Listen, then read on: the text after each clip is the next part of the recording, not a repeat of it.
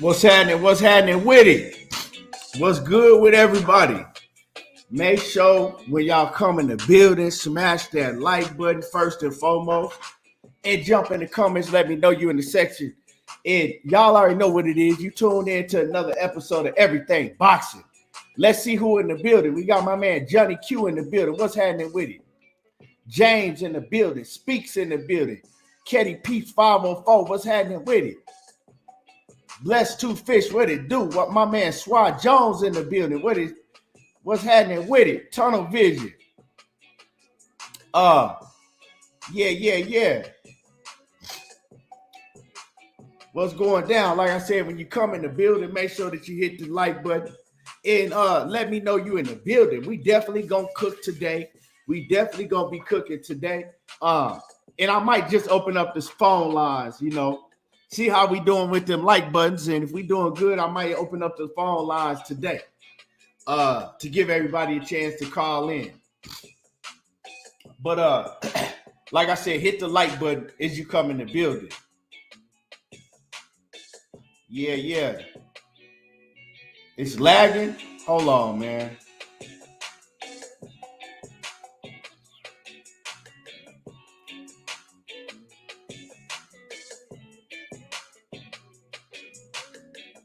Y'all give me one quick second.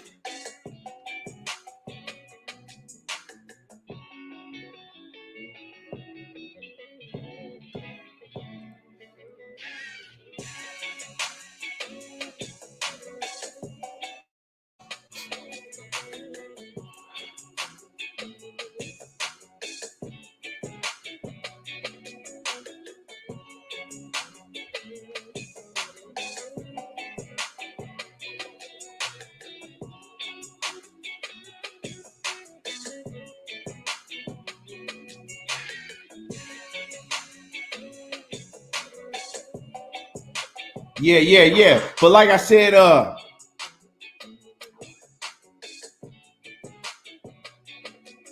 Fun Me. I guess I said your name right. What's happening with it? Funds in the building. LeVar Cooper, my man, Kwame East, Lord to the game. Boxing Talk in the building. Starvinsky Motley, what's happening with it? Yeah. So it looks like that we know what Errol Spence is gonna do next, according to his team, and we're gonna talk about that. Look like that Gervonta Davis, he got something on the table, and we're gonna talk about that. We got a lot to talk about.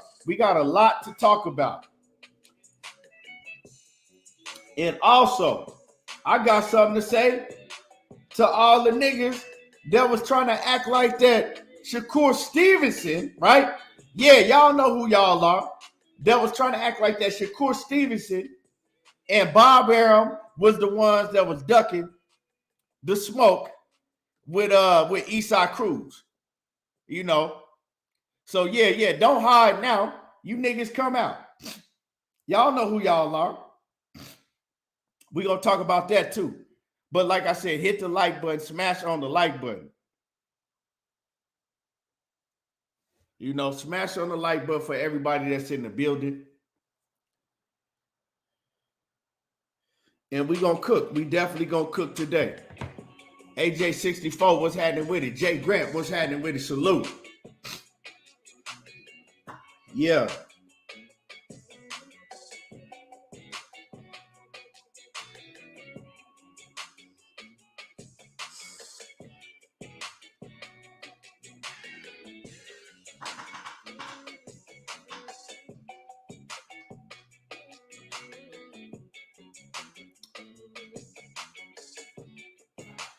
I don't know what's going on with the lagging with the camera and my connection, because people saying I'm lagging, but I don't know.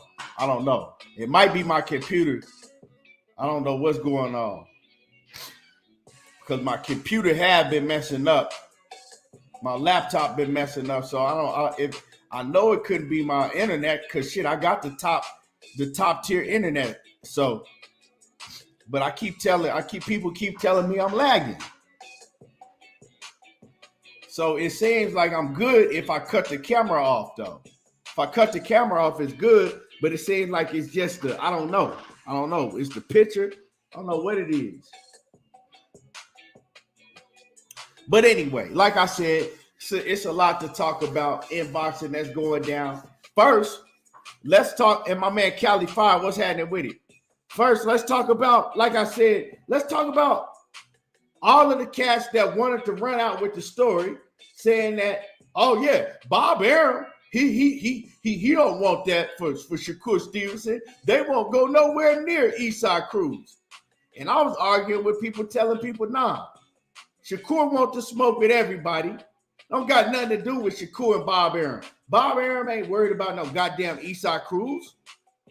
Yeah, y'all know who y'all are. All of y'all know who y'all are that was talking about that. Shakur Stevenson and Bob Arum didn't want nothing to do with Eastside Cruz. They was going to shy away from that fight. And just like I told y'all, it wasn't going to be Shakur. It was going to be Eastside Cruz. Eastside Cruz came out. Well, his pops came out and said, no, he don't want that fight for Cruz. He don't want a Shakur fight. Made all type of excuses talking about Shakur fight is going to be boring. Shakur just going to run from him, and they ain't the fight that they want. They said that Tank Davis is an easier fight for them. This is what his pop said. Now, is either one of them an easier fight? Hell no, because he can't beat now one of them. So I'm not here to tell you what's the easier fight and what ain't the easier fight.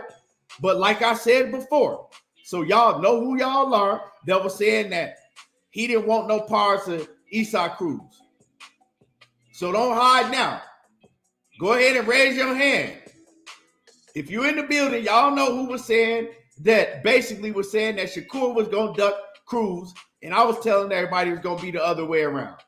So come out of hiding, come out the bushes and raise your hand. Johnny Q say, we know they not trying to see Shakur. Exactly.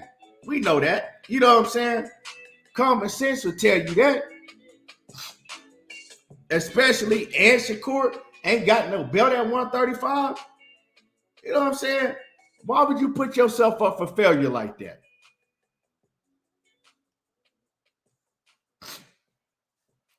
And Johnny Q said, I know you peeped, they said that he said they were going to duck them. Yeah, they don't, man, Eastside Cruz ain't shit to those style of fighters. He's not shit. He don't have a chance. A puncher's chance, and that shit is that's a prayer. He got a puncher's chance, and that's a prayer. That's about it. But y'all hit the like button. You know what I'm saying? Smash the like button as you come in the building. OTB, what's happening with it? OTB says, so he ain't want to fight Ryo or Ryan, but he in a rush to fight Shakur. Exactly, bro. But you know, let some of these cats tell it. That's what they was running around saying. And like I said, I'm not going to name no names, but they know who they are. Rail Justin 401 says Shakur destroys Cruz easily. Facts. That's a fact. But you know, but then you got some cats that want to swear up and down. Everybody is afraid of Devin Haney. I even heard my brother BFTV.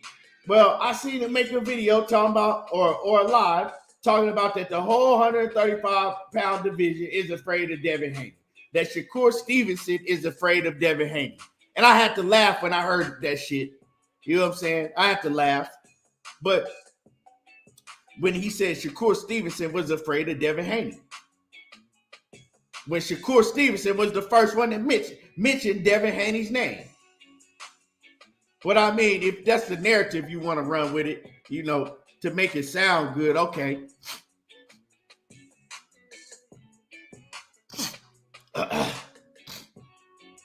Jay Grant said he wasn't never high on Pitbull. Me neither. He's a cool pressure fighter. You know, he's a fighter that's going to look good against certain styles, and he's going to look horrible against other styles. AJ64 says, I hope 2023 going to be a great year. It might be a great year, but it ain't going to be as great as you hoping it to be. We just know that from what boxing has given us over time and time again. Brandon House, what's happening with it? Salute.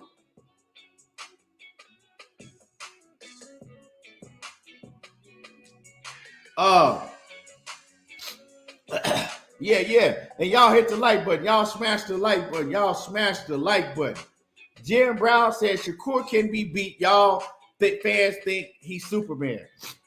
Now, I guarantee you that is a Gervonta Tank Davis diehard fan. I guarantee you Jim Brown is a Gervonta Tank Davis diehard fan because those are the exact words that Tank Davis fans say, right? They actually think that nobody can beat Tank and Tank is Superman, but then as soon as you give somebody else credit, they want to shit on him. I guarantee you, I'll be willing to bet money that he's a Tank Davis diehard fan. But you know, Tank is a hell of a fighter himself. But I just know by the words that he spoke that he's a guarantee that he's a Tank Davis fan. Because nobody was talking about Shakur Stevenson being Superman. We talking about Shakur Stevenson and Isaac Cruz. But the first thing he comes on here and says, oh, y'all think Shakur can be beat? Y'all think he's Superman. Okay. We talking about him fighting Isaac Cruz. Can Isaac Cruz beat Shakur Stevenson? Fuck no.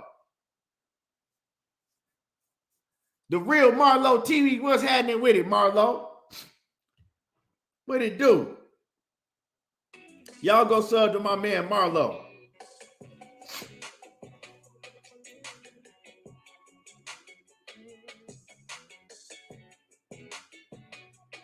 You see how once I said he was a diehard Tank fan, right? Bro, don't come in here and try to clean it up. Just admit what it is. Just admit what it is. I'm talking about against Devin Haney. So what you saying is that, are you saying that you pick Devin Haney to beat Shakur Stevenson? Is that what you saying? Because nobody in here, including myself, said nothing about Devin Haney and Shakur Stevenson fight. All I said was that how my man BFTV made a live talking about that Shakur was ducking Devin Haney, which is the furthest from the truth. And everybody's afraid of Devin Haney. So what the fuck does that got to do with anything that I said? If you believe that that Devin Haney can beat Shakur Stevenson, cool. That's your opinion. I don't have no problem with that. But what the fuck does that have to do with you saying that, oh, we think that Shakur Stevenson is Superman?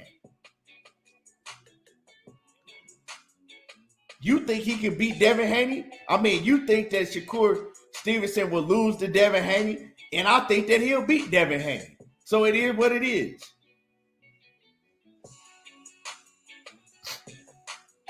I think highly of both of them. I think they both, A+ level fighters already. I think they both A+ level fighters already, at their young age. And I think that they both only gonna get better.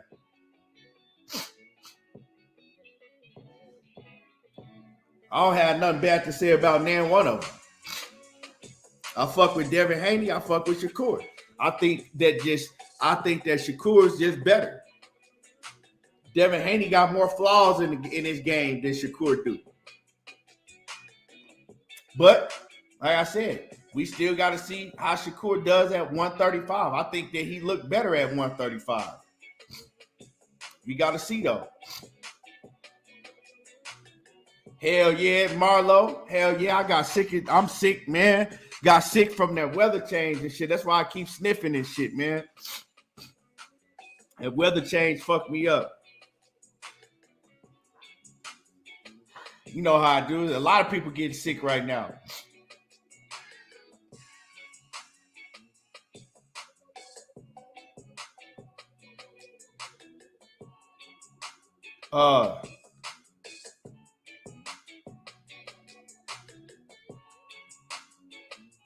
I don't know. I think I missed something in the chat. Rail Johnson 401. What's happening with it? I think I might have missed something because I don't.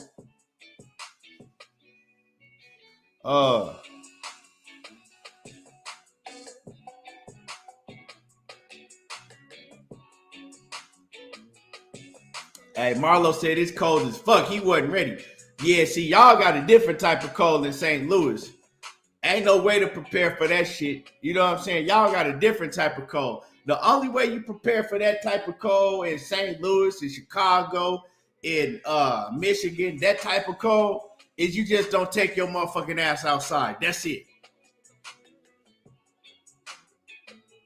Nah, it don't stay hot all year round. You people think that shit, but nah, it don't. It don't stay hot all year round, John Kramer. But for the most part, it do. But we get cold too, but not cold like I said. Not cold like the East Coast and all that shit. We don't see that type of cold. That's why I said Marlo, that type of cold that Marlo dealing with, that's a whole different type of cold. But when you go from like 90-something degrees and then the next day it's 50, that's a, you know what I'm saying, that's a big difference. Then at night it'd be like, 40 something. That's a big difference out of nowhere. And that shit happened from like one day to the next. Hell yeah, Chicago cold as hell and windy. I done been in all that weather, man. That shit, I do not miss that. I do not miss that shit for real. Michael Ray, what's happening with it? Wawa 930-2010 says, is the fight possible in 2023? Shakur Stevenson versus Robeisy Romero? Shit. Nah, they in different weight divisions now. Hell no, that ain't possible. Shakur at 135. I think Robeisy still at 126. Nah, that fight ain't possible. Oh yeah, it's cold in Cincinnati too. That's all Detroit, Cincinnati, all that. DeMarcus Perkins, what's happening? Shakur's too big for Haney. He ain't too big for Haney. Definitely, because Haney big as hell himself. He not too big. I just think that he's just more sound overall than Devin Haney. I seen the sparring. I seen them spar. He was getting the best of Devin Haney was sparring. It was good work. Now, I think that fight will be a chess match. I think it'll definitely be a chess match. But I think that Shakur is just, a level above him. Not by far. Jose Ayala, what's happening with it? Hopefully Tank don't fight. No, Tank ain't fighting Abner Mares, bro. Like, the people that was coming out with that stupid, dumb-ass fucking story knew that shit was false when they was coming out with it. You know what I'm saying? Like, that shit was just dumb for people coming out with that Tank Davis and Abner Mares story. I told people when they came out with that story, that fight wasn't going to happen.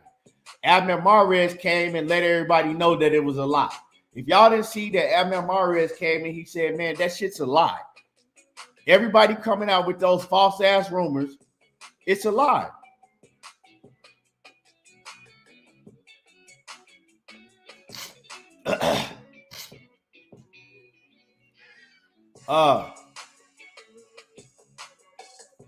T9 Boxing, what's happening with it? Salute. So, since we talking about my man DeMarcus say, I want to see Cool Boy Steph versus Inu. Yeah, I'd like to see that fight too. But y'all hit the like button. Let me check the likes. Because like I said, if the likes is looking good, I'll open up the phone lines in a little bit. But if not, shit, I ain't going to bother with it. Let me see what the likes is looking like. Y'all smash on the like button. Yeah.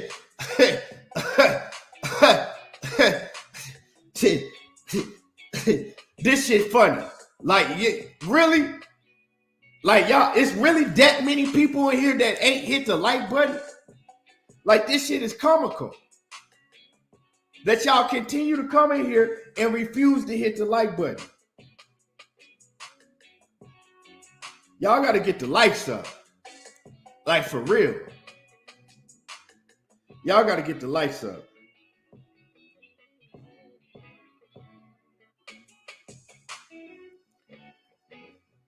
Y'all definitely got to get the lights up because this shit's ridiculous.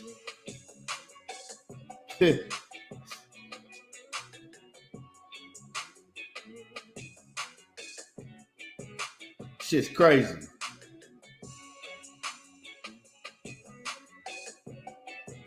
I knew y'all was going to be bullshitting on the lights, but damn, not that much.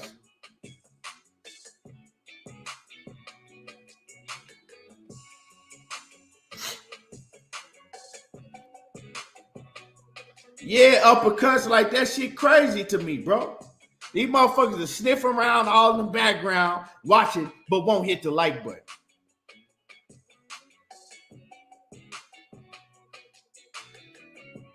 When you telling them, hit the like button, you know what I'm saying? It don't cost nothing, it's free. Hit the like button.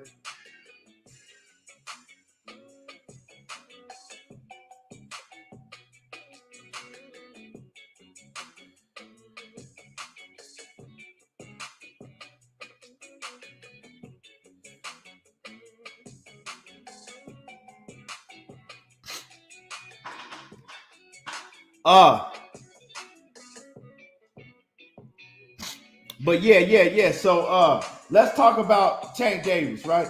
Let's talk about Tank, right? Because Tank in a tweet and delete, Tank, right? In a tweet and delete, Robert Pitts, don't come in here trying to check somebody about calling out somebody. If you want to call somebody out, you call him out. Right? This ain't what we talking about right now. You feel me? You a grown-ass man just like everybody else. If you want to call out him, you call him out. Why you, right? Why are you a grown-ass man and you asking why somebody else ain't doing some shit that you can do? You feel me? If that's what you want to do, you do that. Don't come in my shit talking about why I ain't did or why y'all ain't, nigga. You do it. Simple as that. Anyway, before I was rudely interrupted with that bullshit, Gervonta Tank Davis, once again, he tweets and he deletes. But he tweets and says that he fighting on January the 7th, right? He's fighting on January the 7th. Didn't say nothing about who he's fighting, and I think that's what Robert Pitts may be referring to, right? But I don't pay attention to that shit. You know why? Because niggas lie all the motherfucking time on YouTube. But I got common sense to do my own research. I seen what the nigga said. He ain't say nothing about no Ryan Garcia or nobody else's name. I've been telling people that he ain't fighting Ryan Garcia. So if y'all want to believe shit and watch shit and believe it and think that he fighting Ryan Garcia, that's y'all business. But I'm telling you, he ain't fighting no motherfucking Ryan Garcia. But he tweets that he's fighting on January the 7th and he's fighting in DC. January the 7th on DC is going up. That's going to be big because we know that Tank Davis is from Baltimore. That's the DMV area. But the only question, what's happening with the Chestnut? Bro, it don't, like, Robert Pitts, I hear what you saying, bro, but you know what I'm saying? Niggas that feel some type of way been saying shit to Blue. If you want to say something to Blue, bro, that ain't that, you know what I'm saying? Blue, I rock with Blue. That's my nigga. I don't need to call him out with shit. You know what I'm saying? If I disagree with Blue on something, I'll tell Blue. Just is what it is, bro. You know what I'm saying? But anyway, like I said, he said that he fighting January the 7th in DC, but he deleted it real fast. I don't know why the fuck he deleted it, but anyway, I think he just wanted to leak some shit, right? And then delete it real quick, right? I think he just wanted to give the fans. I think what Tank was doing right there when he did that, right, is that he came and he wanted to leak some shit real quick to let fans get a hold of it because he was excited and he couldn't really hold it in. And then he deleted it because he know that he's not supposed to announce it yet. But now we know that on January the 7th, according to Tank Davis, he will be making his ring return in DC, right? So that's what's up. But the only question is, who is he going to be fighting on January the 7th in DC? It ain't his hometown, but it's his home area. Right? It ain't his hometown, but it's his home area. It's all good. You know what I'm saying? Robert Pitts, it's all good. Ain't no beef. It's all good. But y'all hit the like button. Y'all hit the like button. But that's his area. Now, I said, damn, okay. DC, January 7th. And shout out to the Boxing Voice. I was watching the Boxing Voice. I was watching the Boxing Voice, and the Boxing Voice, they said, is it Gary Russell Jr.? Gary Russell Jr. has been calling for Gervonta Davis for years. Gary Russell has called Gervonta Davis every bitch in the world. You know what I'm saying? All type of faggots and hoes and all type of shit. Gary Russell Jr. been on Tank Davis's helmet for years. And we know that Gary Russell is from DC. And if you put Gary Russell and Gervonta Davis in the arena in DC at the same time against each other, that shit finna sell out. Gary Russell told us years ago that, why don't this nigga stop ducking me? I want Tank. Let's bring it to DC, and the shit is gonna do crazy numbers. So the Boxing Voice, they said, hey, is it Gary Russell? You know what I'm saying? Is it Gary Russell?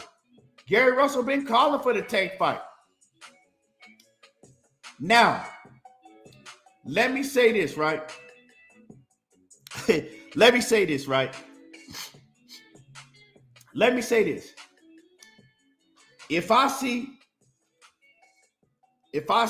them finally put Gervonta Davis in the ring with Gary Russell, I wouldn't be surprised. Let me turn on my camera for this. I wouldn't be surprised.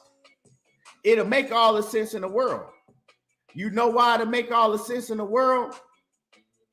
Because Gary Russell coming off an injury. Yeah. The last time Gary Russell spoke, Gary Russell said, I might be back in 2023.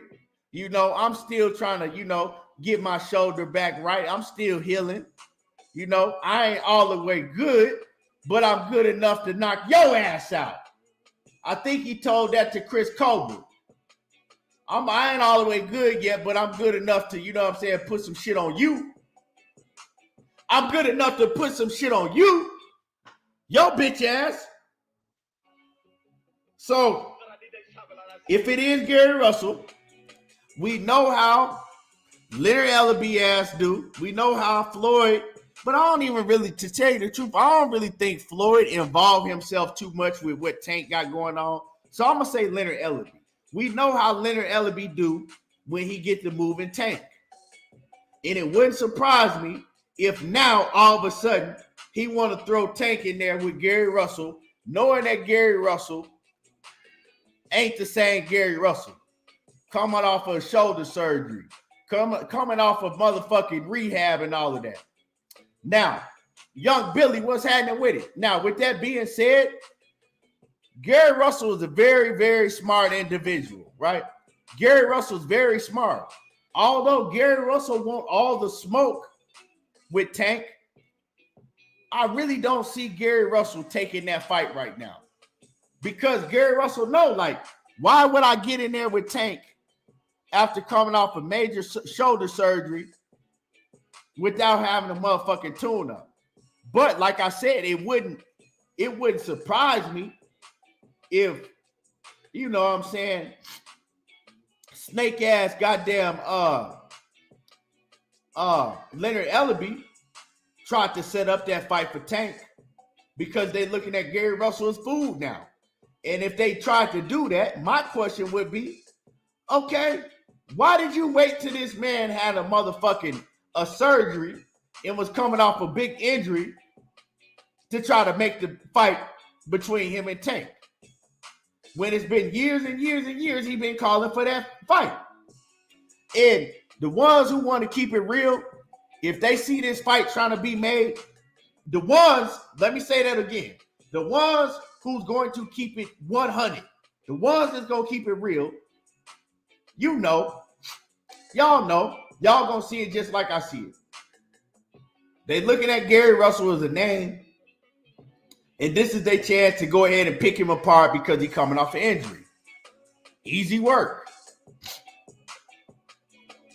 But Knockout says Gary Antoine Russell. Knockout says it could be Gary Antoine Russell.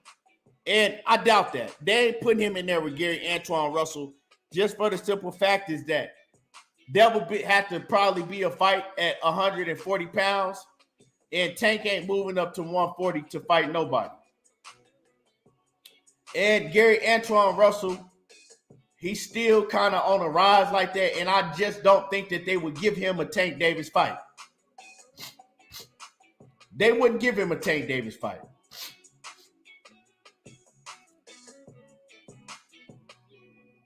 Nah, Jay Chestnut, I don't think that they'll put him in there with Gary Antoine Russell, right? I think that, you know, that's just, you know, he's at 140. He's too big. He's too big, bro. And Tank already told everybody that he's not fighting at 140 pounds no more. And I don't see Gary Antoine Russell going down to 135. It's just the two days, but from the way that they move in Tank, it wouldn't make no sense for them to put him in the ring with Gary Antoine Russell. It's just too much of a dangerous fight.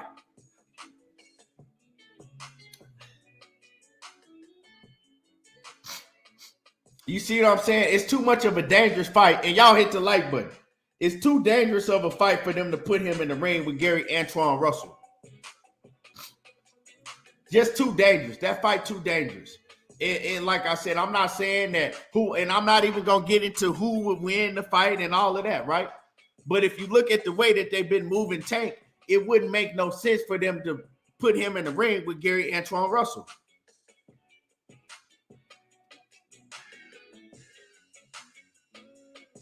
Cali Fire says, Leonard haven't put Tank in the ring with a slick black fighter yet. And that's a fact. Dank Father, don't come in here, bro. Don't come in here with that stupid, dumb ass shit. Like that comment that you just made, that's dumb, bro. That's dumb. Like now you starting to sound like a troll. You know good so motherfucking well that Tank Davis ain't fighting no Abner Mares, my guy. And I fuck with you, Dank. But don't come in here trolling, bro. You know that Tank ain't fighting no Abner Mares. Tank told you that was a motherfucking lie, and Abner Mares told you that was a fucking lie. When Abner Mares, why do y'all keep listening to these guys that put out fucking videos with dumb shit like that, bro? That shit's stupid. You know that Tank ain't fighting no Abner Mares. When Abner Mares came out himself and he said, look, bro. He said, look, and for everybody saying that me and Tank are fighting each other, it's completely false. It's completely false. I support Tank and whatever he does, that's my stable mate, and I hope that he goes on to have a great career. But those rumors are false. Stop listening to just anything you see on the motherfucking internet, bro.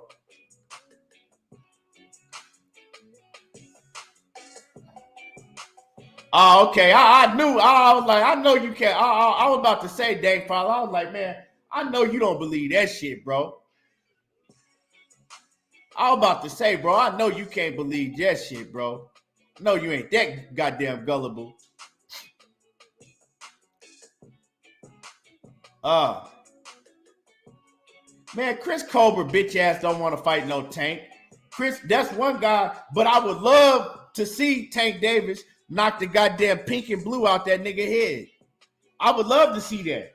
I would love to see Tank beat the dog shit out of Chris Colbert. That fight ain't even close.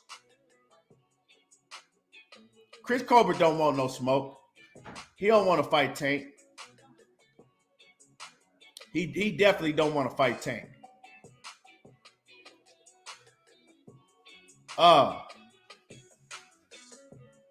But yeah, let's I'm trying to think. Should I? You know what? What I'm gonna do? You know what I'm gonna do is I'm gonna open up the phone lines right now. I'm gonna open up the phone lines real quick right now. I'm gonna let everybody call in and give their take on this Tank Davis situation in DC. Who y'all think that Tank is gonna fight in DC? So I'm gonna open up the phone lines and then I'm gonna shut the phone lines back down and I'm gonna discuss this Errol Spence situation. Then I'll open up the phone lines again later on in the show. So let me put the phone up right here. It's up.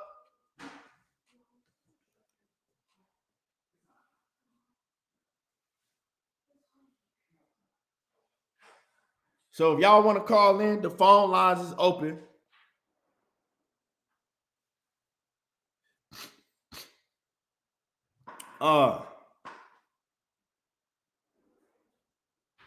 Yeah, Chris Colbert was supposed to fight Frank Martin.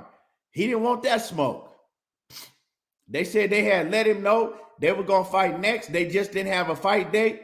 They called up Chris Colbert like, hey, man, we got a fight date now, man. We ready to rumble. They say this motherfucker just fat and overweight. He didn't want no smoke. He was just talking. That's what Chris Colbert do, man.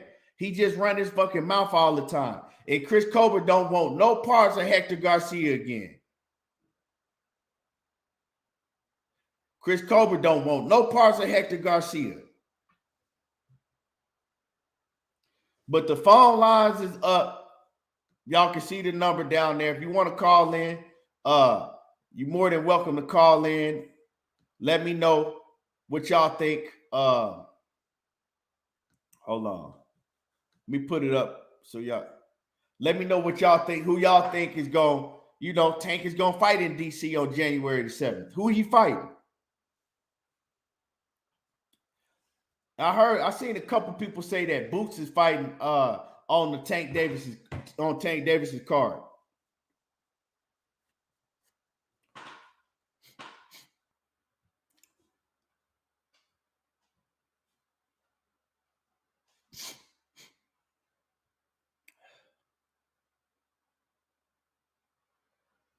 Like I said, the phone lines is up. If you want to call in, call in.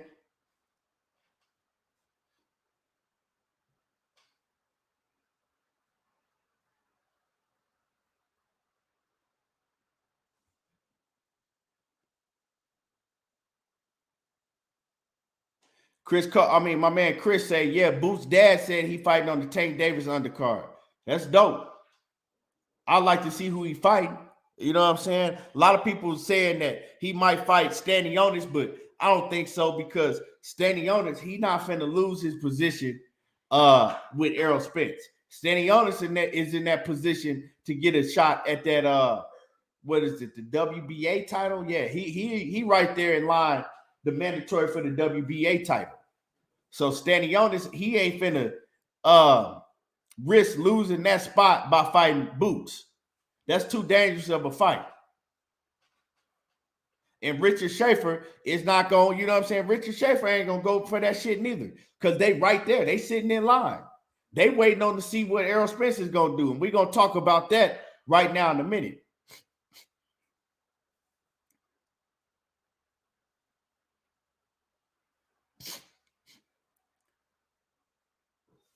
Derek said, I'm in DC. I need to snag those tickets ASAP. Yeah, man, that's gonna be a hot ticket. Tank fighting in DC, right there in his area. That's gonna be a hot ticket for sure. That's definitely gonna be a hot ticket.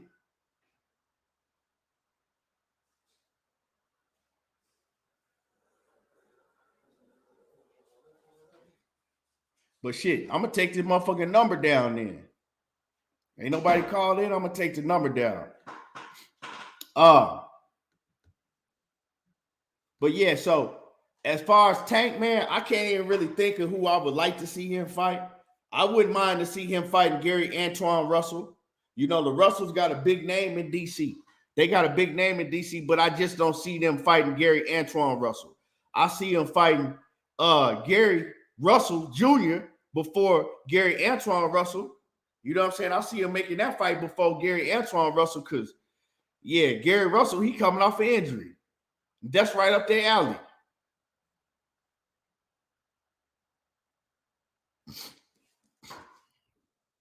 My man, Jay Chestnut says they both are though. He says they would both have equal to lose.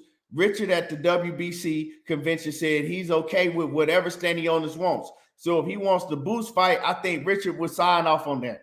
What would make you think that Stanionis want to fight Boots? Bro, he don't want to fight Boots, bro. He don't want to fight Boots. That shit ain't happening, man. Ain't nobody gonna raise their hand to say, yeah, I know I'm in line for WBA title shot at Errol Spence's WBA, but you know what? Sign me up to fight Boots. He ain't finna do that, bro.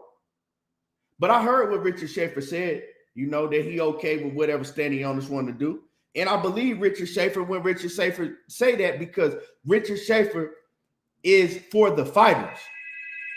Let me see who this is. Hold on. Yo, 724. What's your name? Where you calling from? Oh, Deer Falls, Pennsylvania. What's up, Keith? Where you calling from?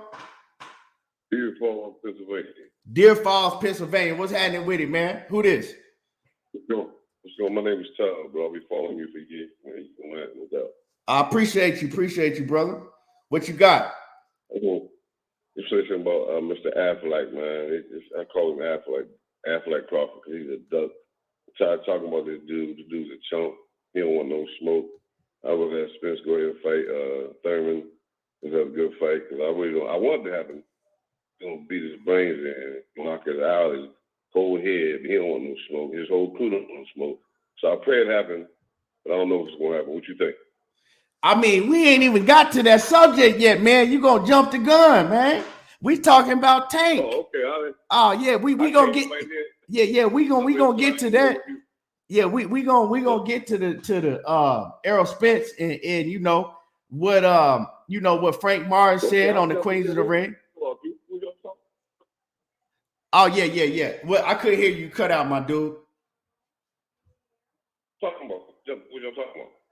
We talking about Tank. We talking about Tank. He fighting in DC on January the 7th, and you know who you think he gonna fight in DC? Shoot, I don't know, man. I don't know.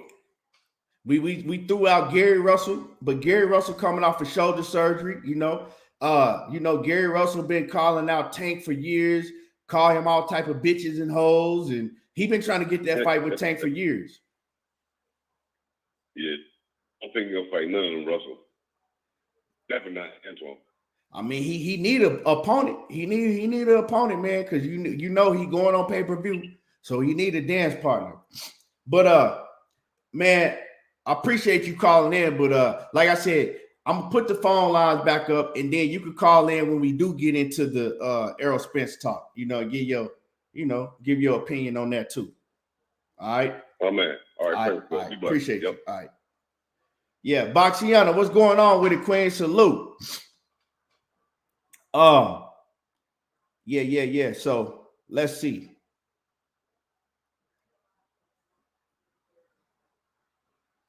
So yeah, man. I guess ain't nobody got too much to say on Tank. Hey, people don't know who Tank gonna fight, but I look forward to seeing him name his opponent.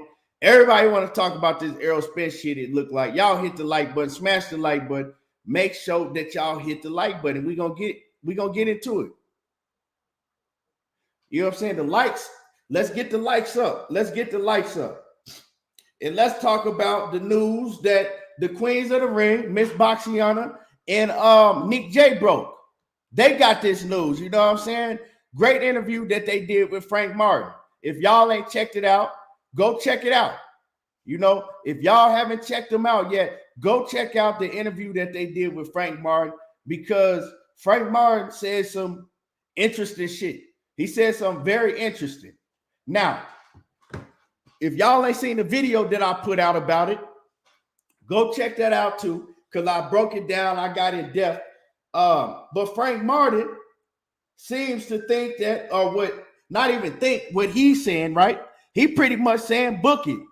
You know what I'm saying? Book it. That Errol Spence and Terence Crawford will be fighting in 2023. So, of course, Errol Spence had to tell him that. Errol Spence told him, you know, the fight is definitely still gonna happen. Just like Errol Spence told us that he gonna spin the block and he gonna make it happen. That's what Errol Spence thinks, right? And I say that's what he thinks because we've been hearing Bud, and Bud ain't saying nothing like that. Bud is basically saying the opposite. Bud is telling us why the fight shouldn't happen. Bud is once again telling us why he don't need to fight. Bud is telling us, oh, my accolades this, and I already was undisputed at 147. Bud is now telling us that it ain't even really that important for him to be undisputed at 147 pounds. But on the other end, you got Errol Spence telling his people, oh yeah, Bud want to fight. The fight gonna happen still. We still gonna fight in 2023. You know, it's definitely gonna happen. So now, all we do know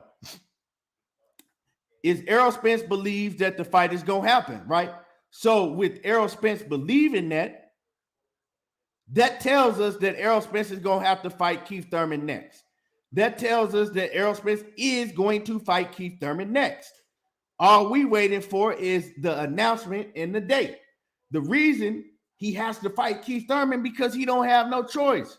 The only way that Errol Spence is able to get around Keith Thurman is one, Keith Thurman turned the fight down.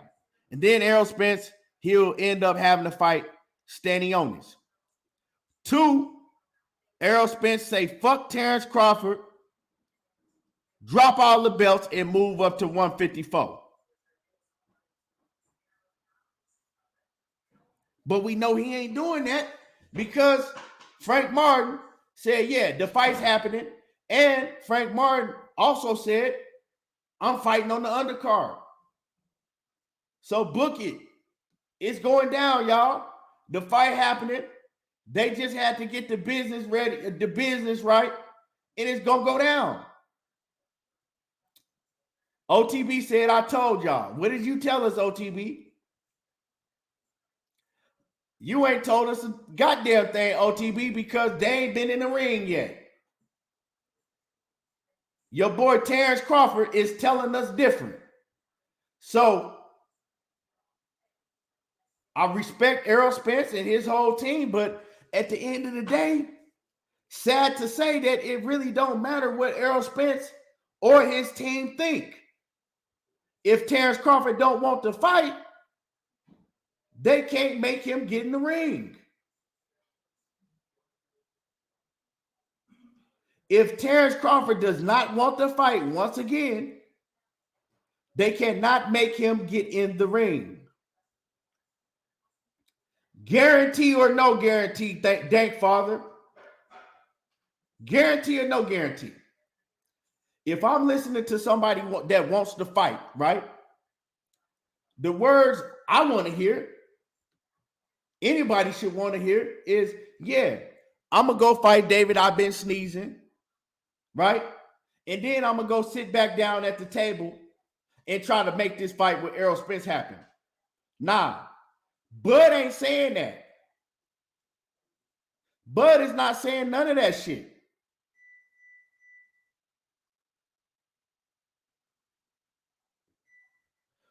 Oh yeah, much prayers to you. Much prayer. You got it. Hey, you got this. Boxiana, you got it. You gonna knock it out. You definitely gonna knock it out. But yeah, Bud is saying everything but that. Everything but that. Oh, I don't need undisputed now. Errol Spence, he's the one that needs undisputed. He'll never know what it feels like to be. Yeah, man, all that dumbass shit that Bud is saying, bro. All that dumbass shit that Bud is saying. But what I will do, OTB, is I'll drop this link. I'll drop this link for you. I'll drop this link for you, brother. You know, hey, we can discuss it. Because at this point, can't nobody make me believe that that fight is going to happen. Until I see Bud Crawford fight David I've been sneezing, Errol Spence fight Keith Thurman, and then the news pop up, right?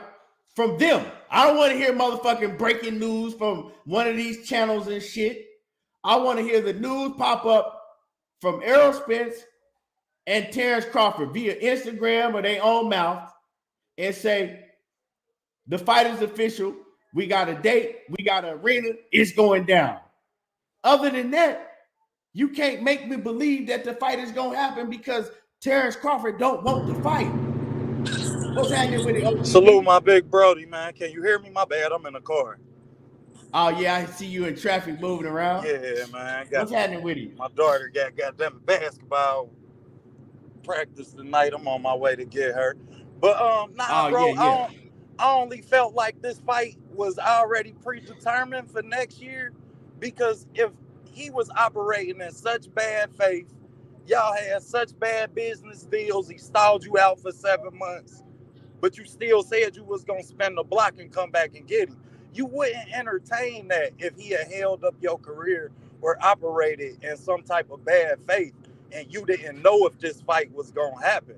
You know what I mean? You ain't going to just hold a shot in the dark for some shit to happen that you know ain't going to happen.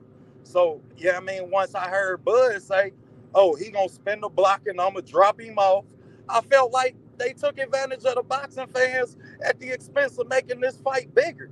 Like, y'all knew that this fight was going to happen. Y'all just couldn't agree to whatever, you understand, happened in between that time period. But as far as the fight was concerned, it made no sense to me, bro, for both of them to still entertain it if we had bad business or bad blood. Well, this is my thing, right? That sounds good, right? That all sounds good, right? But see, Errol Spence, all he knows, he don't know what deal Terence Crawford got. He don't know what the fuck going on with Terence Crawford and BLK Prime, right? So when Errol Spence hears that Terence Crawford is making $10 million to fight David I've been sneezing, he don't know. All he doing is listen to the fucking news just like everybody else. So Errol Spence out of his own mouth, he talked, Money Brown talked to Errol Spence. And Errol Spence said, look, Money, I ain't tripping. I'm not even mad that the man went to get his money. Go get that easy bag. This is what Errol Spence said, right? He says, look, I'm cool with him going to get an easy ass bag. I can't knock no man for going to get an easy 10 mil. I'm not even mad at the dude for that. He says, but look, my only thing is that how he conducted the business, he didn't even tell us nothing. He just, we had to find out like everybody else did. You know what I'm saying? He could have at least told us, look, I'm finna go get this easy bag, and then we're gonna make it happen later on, right? So that's what Errol Spence was saying. But the thing is, right, I'm gonna stop at the 10 million. The thing is, Errol Spence wasn't mad he didn't feel no type of way because he's like, oh, well, shit, he getting 10 mil to fight a motherfucking David I've been sneezing. That's an easy 10 mil shit. I probably would do the same shit.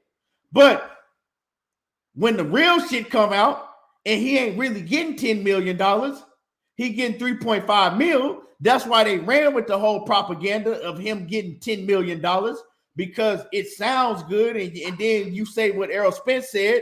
Well, I can't blame him for going to get the 10 mil, right? Now, when he thought that Terence Crawford was getting 10 mil, he said, okay, cool, fuck it. I'm going to still spend the block on him. I'm going to let him get his money. I ain't going to hate. I'm not going to hate on him getting his bag. I'm going to let him get his bag, and I'm going to spend the block, right?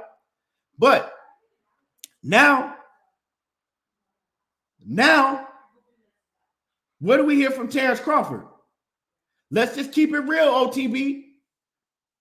You've been listening to the interviews and watching them just like everybody else. We're hearing Terence Crawford tell us every reason why the fight shouldn't happen. We haven't heard Terence Crawford once say, you know what? I'm going to go beat the shit out of David. I've been sneezing. And then I'm going to go sit back down to the table with Errol Spence and Bob Arum, and we're going to try to make this fight happen for the fans.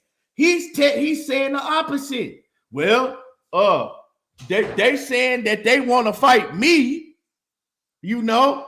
But guys, I did everything to try to make the fight. I was trying to make the fight, guys. But you know what? Being undisputed, it ain't really that important to me now because I've already been undisputed. I was undisputed that he's telling you, oh, Errol Spence hasn't done this and Errol Spence hasn't done that. My legacy is already cemented. I've done this and he keeps doing interviews, right? Telling you why the fight shouldn't happen. Not once telling you, hey, you know, I'm gonna go get this bag and let's make it happen. Let's make it happen. Because the nigga said some shit real quick and didn't even say nothing else afterwards. Oh, well, he says that he's gonna spin the block. Well, I'm gonna drop him off. He ain't said nothing else after that. But you believe that he wants to fight. The nigga make one little small comment and don't say nothing else about the fight afterwards. And you gonna believe that he wants to fight? I think they both want it, and I think they both already know it's gonna happen. Bro, how is Terence Crawford showing you that he wants to fight, my dude? Like, you gotta make this shit make sense to me. Have you not seen the past 3 interviews that he did?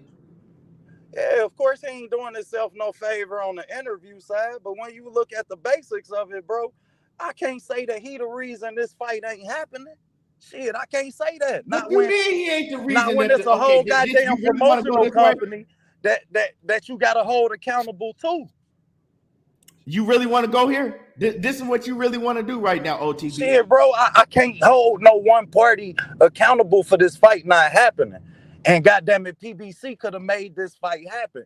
They pushed for next year. To me, they said when they said that, they said fuck the fans, fuck October, November. We gonna make this shit happen when we want to make it happen, when it's convenient for us. Now you that's what you're saying. That ain't what they said. That's what you saying, nigga. The fight was pushed out to 2023 because of Terence Bud Crawford. It's 100% on him. Because of Terence Bud Crawford, the fight was pushed to 2023. His own nephew said, my uncle got everything he wanted.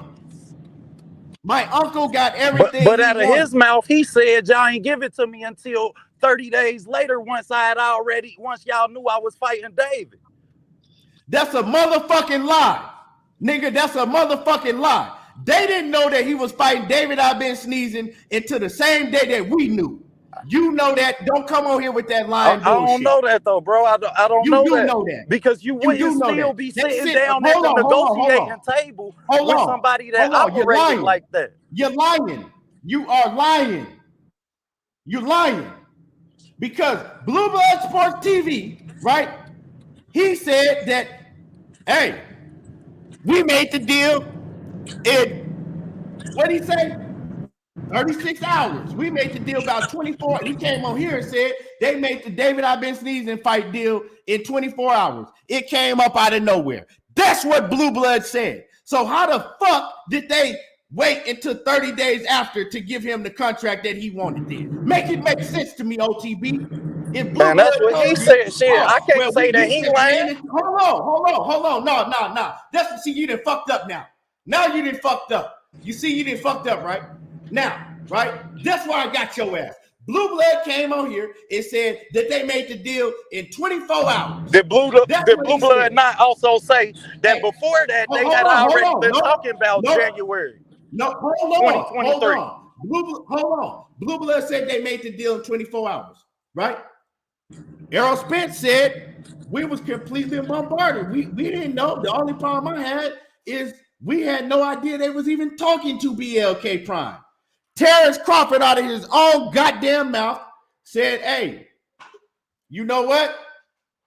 Shit, I told BLK Prime, you know what I'm saying? I let BLK Prime know that I was going to go, you know, and do the business with Errol Spence. I let BLK Prime know that, right? He never once said that he told PBC that he was working with nobody else. PBC had no idea that he was working with BLK Prime. Nobody did. That's why Blue Blood came on here and said, hey, we just made the deal out of the blue. You know what I'm saying? We got in contact with each other. We did the deal in 24 hours. So if that's the case, how the fuck are you sitting up here telling me that, oh, well, they didn't send Terence Crawford what he wanted until 30 days after they already knew that he had a fight lined up with David I've been sneezing. Nigga, you made that shit up right now. That's what he said in the comments. And second off, bro, how much fucking sense do it make for them to continue to do business with somebody who is continuously operating? We're gonna stay right there. Unless you know that it's gonna happen. You're not gonna say some shit and then try to skip it. You're gonna stay right there where you was at. Now make that shit make sense to me. Hold on, bro, but make it make sense. Like, no, we're not skipping over that. We're not skipping over that. So we're not gonna go from one thing and then skip to another because you got caught. So make it make sense. How did they wait to 30 days after the David I've been sneezing fight happened to send the contract? Did he not say that y'all waited until y'all knew that this fight was happening to abide to my rules? Y'all, you know what I mean? No, he never said that. No, he never said that shit. No, he didn't. So he didn't say that's cap? No, he didn't. No, he did not say. You just said, now you're not going to come on here. Wait. What we're not going to do, OTB, is you're not going to come on here, say some shit, and then pretend like you didn't just say it. You just said that they waited to 30 days to send him what he wanted. I said them was his words. I can only go off of his words. He never said that. Terence Crawford never got on nowhere and said that they waited to 30 days to send him what he wanted. So that ain't in them comments? No, he never said that. I watched all the interviews. Not one time. I'm talking about in the Twitter comments, bro. He said it in the Twitter comments. Waited to 30 days after I signed the David I've been sneezing contract to send me what I want. He said it in the Twitter comments. He said y'all waited until y'all knew that I was goddamn it making this happen. How did they know he was making it happen when they never even knew he was making it happen? They didn't even know he was working with nobody else. That was the case. So if that was the case, Keon, why would they still be entertaining doing business with him in 2023? Like I said, you said it makes no sense. That hold on, OTB, you're not gonna try to talk over me because you said some dumbass shit. You just said that Terence Crawford said that, hey, they waited to 30 days after the David I've been sneezing fight to send me what I wanted. Did you or did you not say that? Yeah, I just said it, bro. Come on, man. Okay. Now I need you to prove to me where he said that at. He ain't say it in the Twitter comments. That ain't in the Twitter conversation. No, he didn't. Yeah. I got the whole Twitter conversation if you want me to pull it up. I got it in my phone. Yeah, that might be necessary, but I give you that one. I give you that one. Yeah, you want me to pull it up? Is that what you want me to do? Nah, I said I give you that one. You can have that one. But you still can't answer the question. That you made that shit up yourself. How much? I just told you I give it to you, bro. Damn, I can be wrong. I ain't one of them niggas. All right. Now let's move on. I can be wrong. Let's move on, right? Now let's move on to the next. Okay, we're gonna get past that. Let's move on to the next. Hold on, I got a question too, though. Okay, go ahead. If this man operating in such bad faith, and if you don't know that this fight gonna happen, why would you still be entertaining doing business with him next year?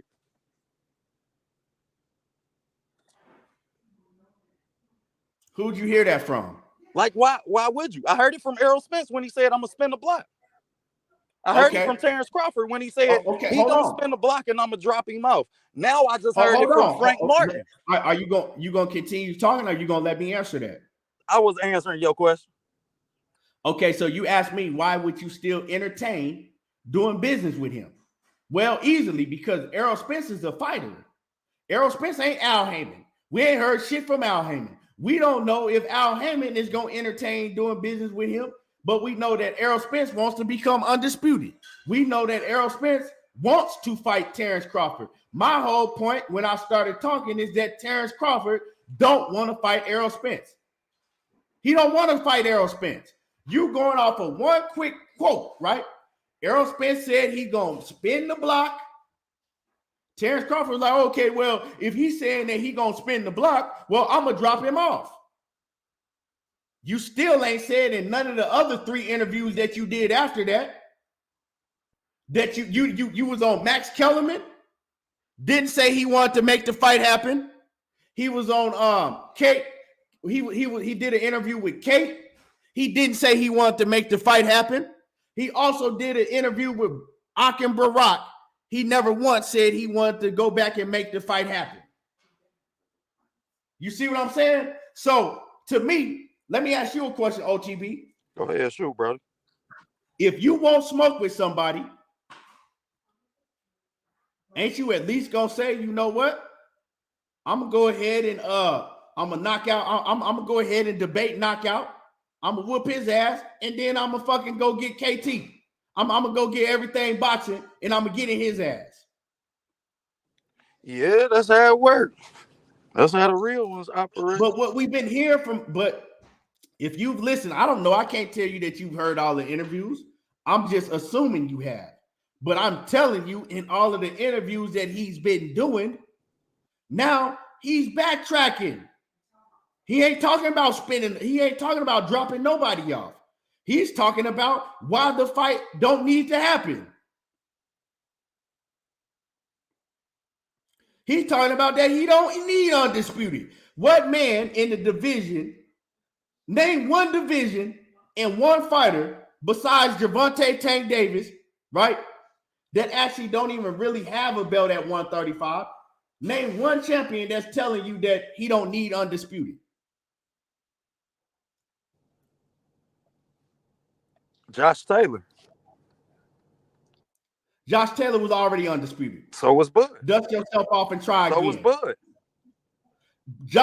You said Josh Taylor, nigga. Josh Taylor was undisputed at 140, and he's still at 140. What he need to be undisputed for when he already got stripped of the titles because he was undisputed?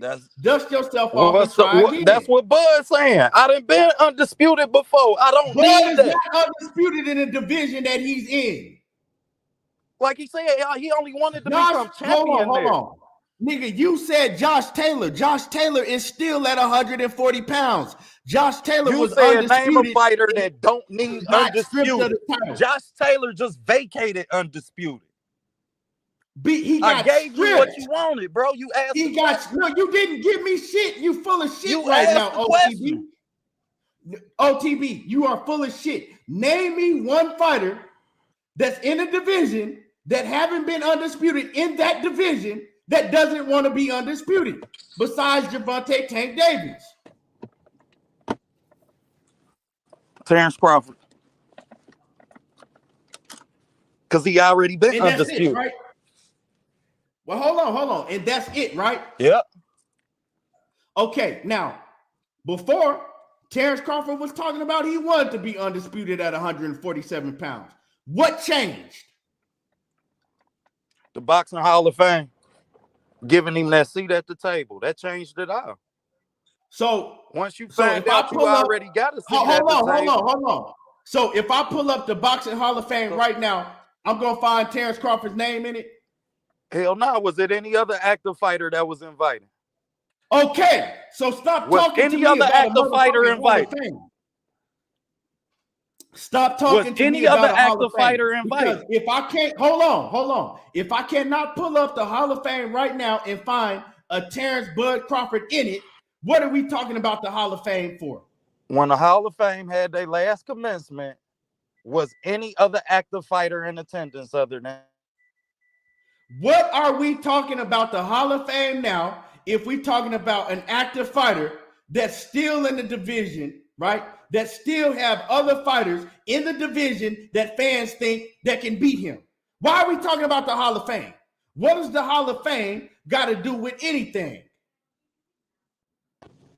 I don't give a fuck about him thinking that he's going to be in the Hall of Fame. Shit, they told What him does he that was have going to to do be with in the Hall of anything, Fame. bro?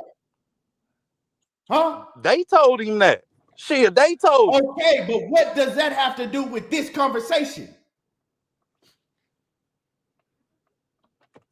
So basically what you telling me is, oh, well, Bud don't need to become undisputed at 147 because he was undisputed at 140 and they told him he was going to be in the Hall of Fame. They told him you don't need this fight. Once they tell you you don't need the fight, then it changed bro, that's why I've been saying you got to blame them too. Because goddamn it, they went and invited an active fighter to this Hall of Fame commencement that was going to allow him to feel like he didn't have to make the fights happen that was necessary. Well, I rest my case. Hey, you know what? I'm a salute Nick J. Nick J says Clarissa was invited to the Hall of Fame. Yeah, and Clarissa still want to do big things. Exactly, Nick J. Karma Serenade, salute. Zenith, salute. DP Rocker, salute. Mac World Media, what's happening with it? Salute. And let me read this. But before I even read this super chat, I thank you, OTB, because you just made my whole motherfucking point for me and didn't even know you was doing it. You see, when you get to talking and you get to talking too much, you run yourself in a wall. You just told me that they made him believe that he don't need the Errol Spence fight no more. So it really don't matter to him. And my whole thing is I was saying that he don't want the Errol Spence fight. He's telling us every reason why the fight shouldn't happen. I ain't come on here saying and that he wanted it. I came on here saying the Errol Spence fight. You saying that he don't want it neither because he already think that if with or without it, he in the Hall of Fame. Bro, and I came on here saying that fight is happening. Next year, that fight is happening. I think they both know it. You wouldn't still entertain somebody that operated the way dude operate unless you know that this fight is happening. The fight ain't happening.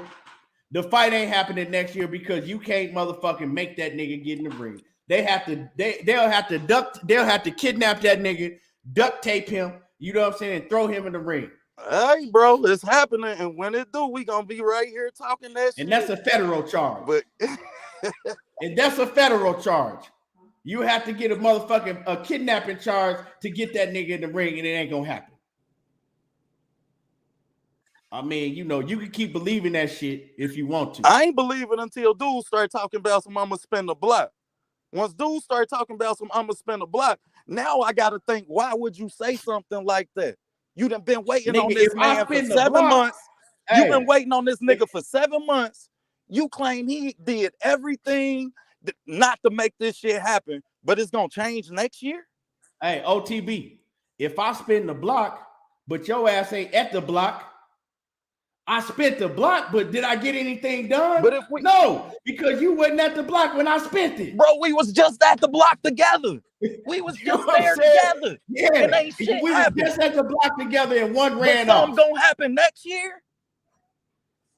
We was at the block together and you ran off. I stayed and you gonna come back. So knowing that you gonna come back and wait on me again next year. Same place. That's what I'm telling, and I agree, right? Wait, hold on. I agree. That's what I've been telling Errol Spence. Stop believing this or thinking this nigga gonna have some integrity to fight you. He not. Move on. Because all he gonna do, if he believe that Terence Crawford is gonna fight him, he gonna fuck around, fight Keith Thurman, beat the shit out of Keith Thurman, and he gonna waste his time and end up having to move up in weight anyway. Facts. That's what's going to happen because, yeah, I'm going to spin the block. I'm going to be searching for you. But you going to be fucking hiding. And I ain't going to be able to find you because he don't want to fight. That's all I'm saying. So now you my can't question. tell me that the fight is going to happen because it takes 2 to rumble. So now my question for you is it worth it to wait? Yeah, I mean, is that more satisfying to wait and him just duck you next year and you be proving that, yeah, I mean, your legacy fight ducked you versus you just getting on with your legacy?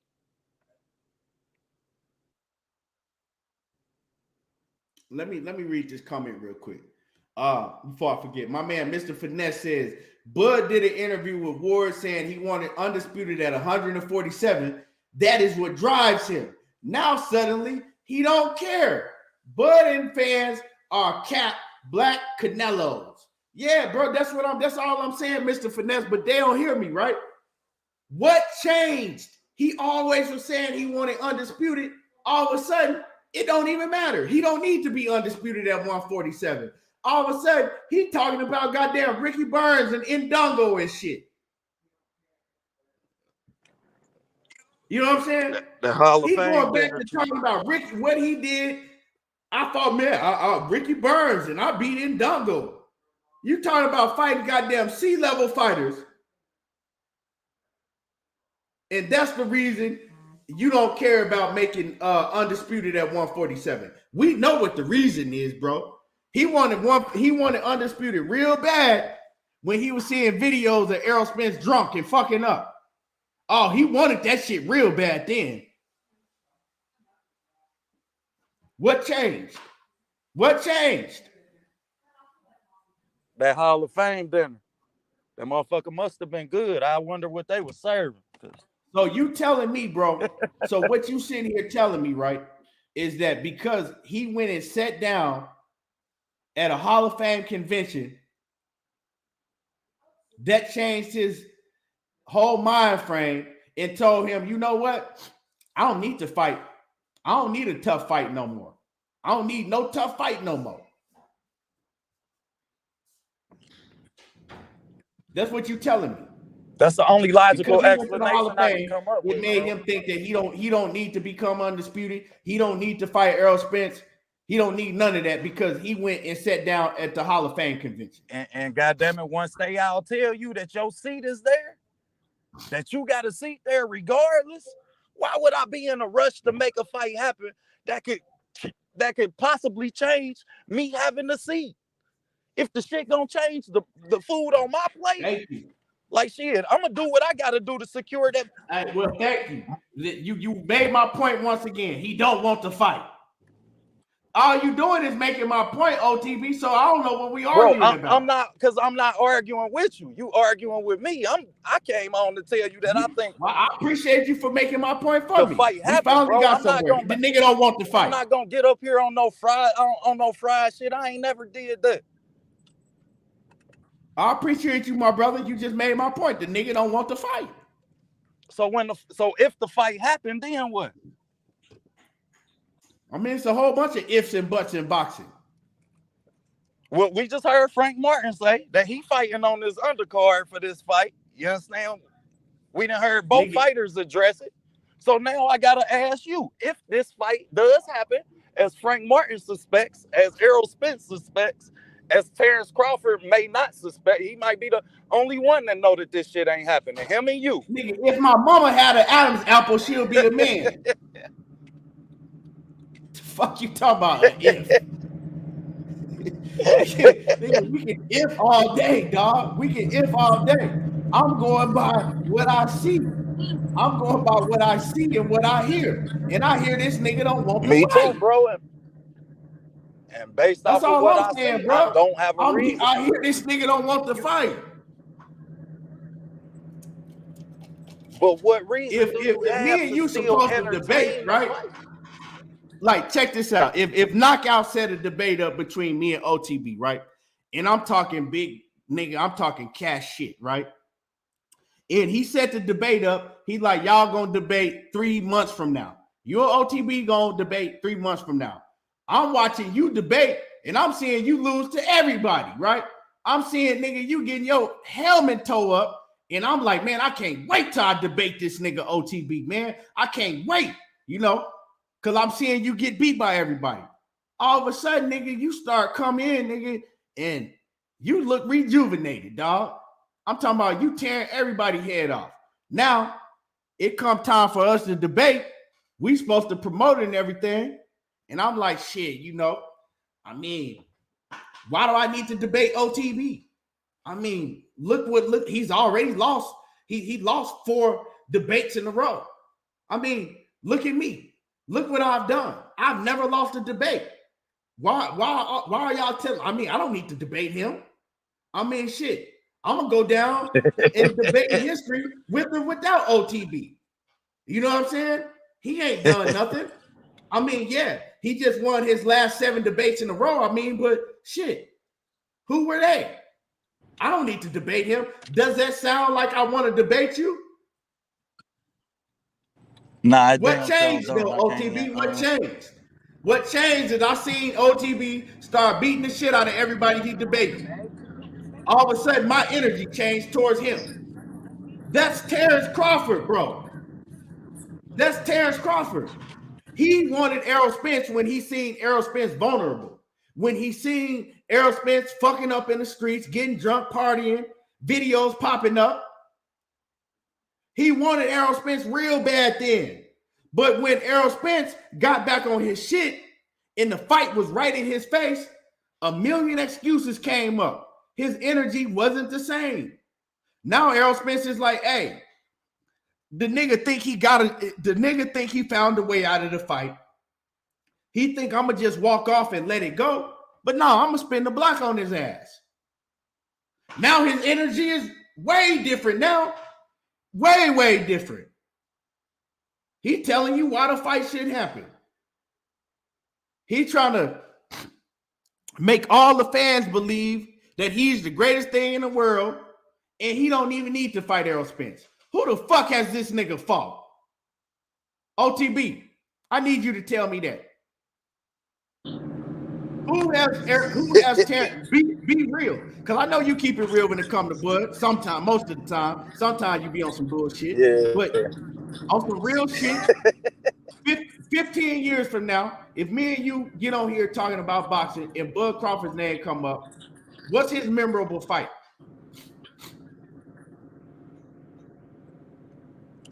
Gamboa, Sean Porter.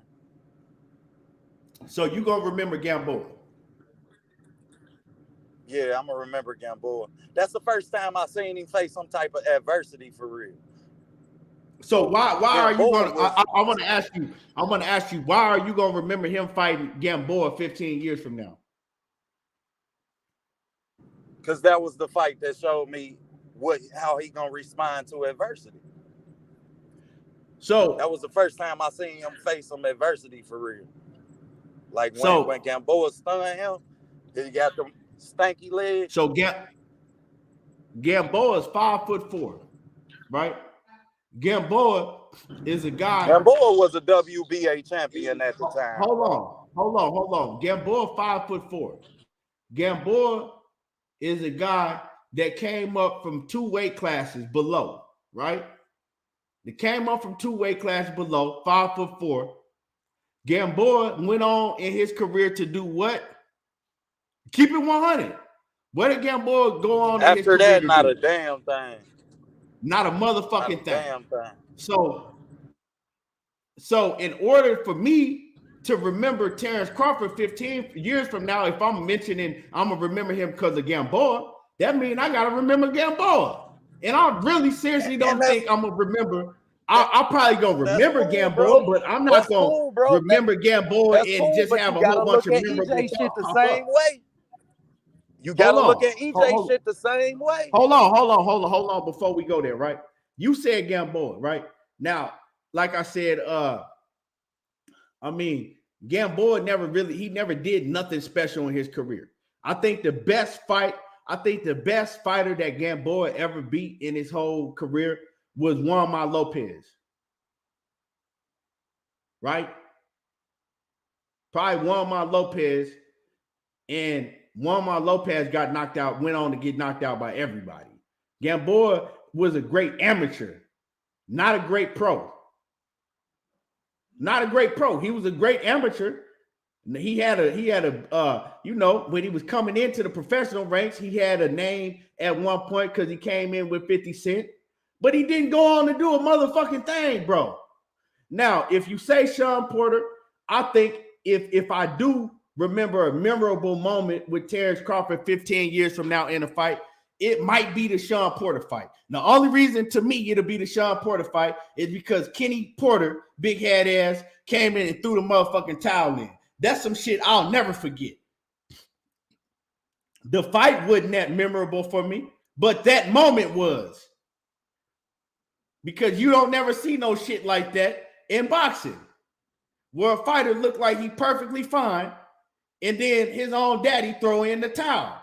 And then afterwards, he tell you that he already knew that he was going to throw in the towel before the fight even happened. That's memorable to me. But as far as just him having a memorable fight where you can say, okay, the best fought the best, he don't got one, bro. And EJ do.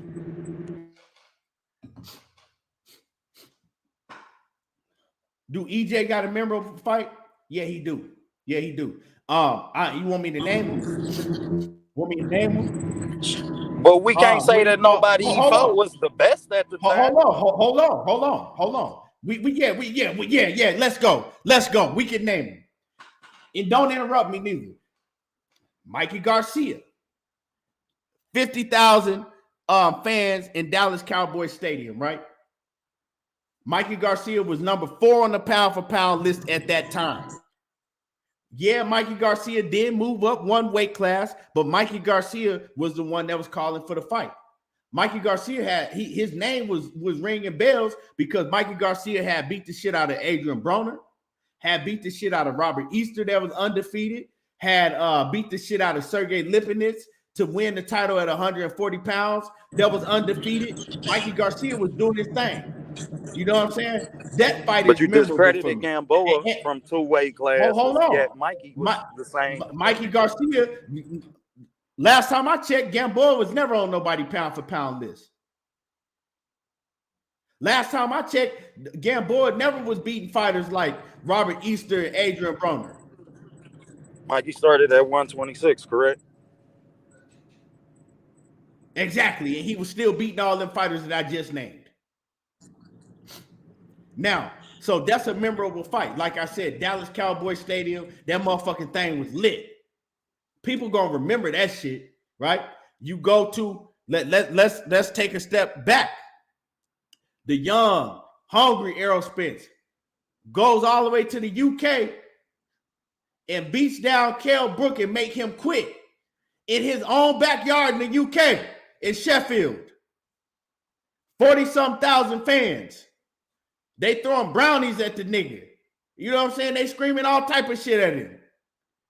He got to go in their backyard and do that shit. When Kell Brook hadn't lost to nobody at 147. Kell Brook had beat the shit out of Sean Porter.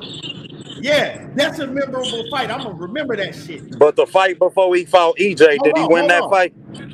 Hold on. I'm also going to remember Sean Porter and Errol Spence. Because that was a hell of a fight. That was the best Sean Porter we ever seen. It's a toss-up between the Sean Porter that fought Keith Thurman and the Sean Porter that fought Errol Spence. Those are the 2 best versions of Sean Porter we've ever seen. He said it out of his own mouth. His daddy even said it, right? And that was a hell of a fight. Memorable fight. Those are all fights that people going to remember 15, 20 years from now. Terence Crawford don't have that fight. Like I said, you can argue. Mikey Garcia was a fighter who came up from 126. What? Bro, I'm making a point, bro. You just talking some nonsense right now. We talking about memorable fights between the two. We talking about memorable fights between the two. And I'm telling you that Terence Crawford arguably only pretty much got one. You either gonna choose, you chose Gamboa. I mean, you know what I'm saying? Maybe, you know what I'm saying? Because you said the reason you chose Gamboa is because that's the fight that you seen him have to go through adversity, right? I chose Sean Porter because of what Kenny Porter did. Throwing the motherfucking towel in the ring out of nowhere when nobody expected that shit. Especially, you know, from Sean Porter's corner. But other than that, bro, he don't have no memorable fights that people gonna talk about 20 years from now, 15 years from now. I don't know that we talk about them fights when you talk about a Mikey Garcia that had moved up from 126, didn't accomplish shit at 147. Absolutely nothing. You talk about a Danny Garcia accomplished absolutely nothing. A Kell Brook who accomplished absolutely nothing after that fight. See, this is where and was coming off a loss. So when we look at the context of these fights, bro, I don't know that I can look at any of these fights and say that.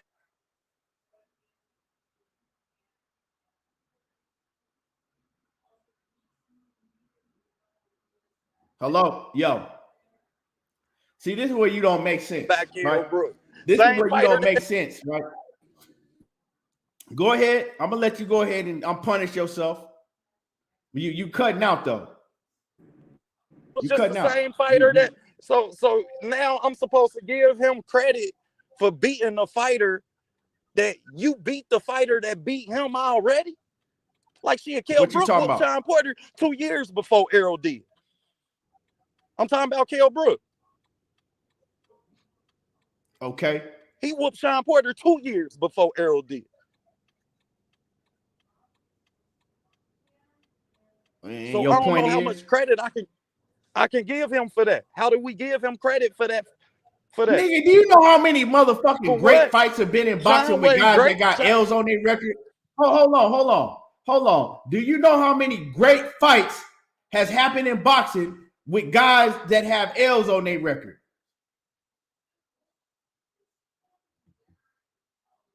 So basically right now, you telling me because a man got a loss on his record, it can't be remembered as a great fight.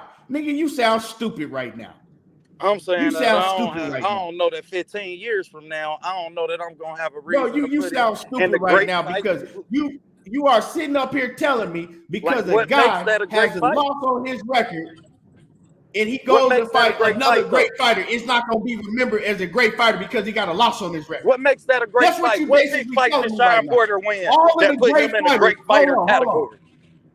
Hold on. So Holyfield lost to Riddick Bowe. Holyfield lost to Michael Moore. Mike Tyson lost to Mike Tyson had lost to Buster Douglas, right? So when they fought, you telling me that's not a memorable fight?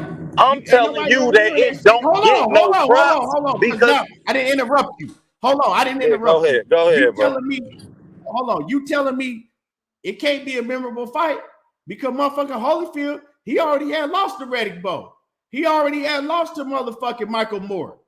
Shit. Also, Mike Tyson, he had lost to motherfucking goddamn Buster Douglas. So either way you see it, you're not gonna remember Evander Holyfield for fighting Mike Tyson because Mike Tyson already had lost to Buster Douglas.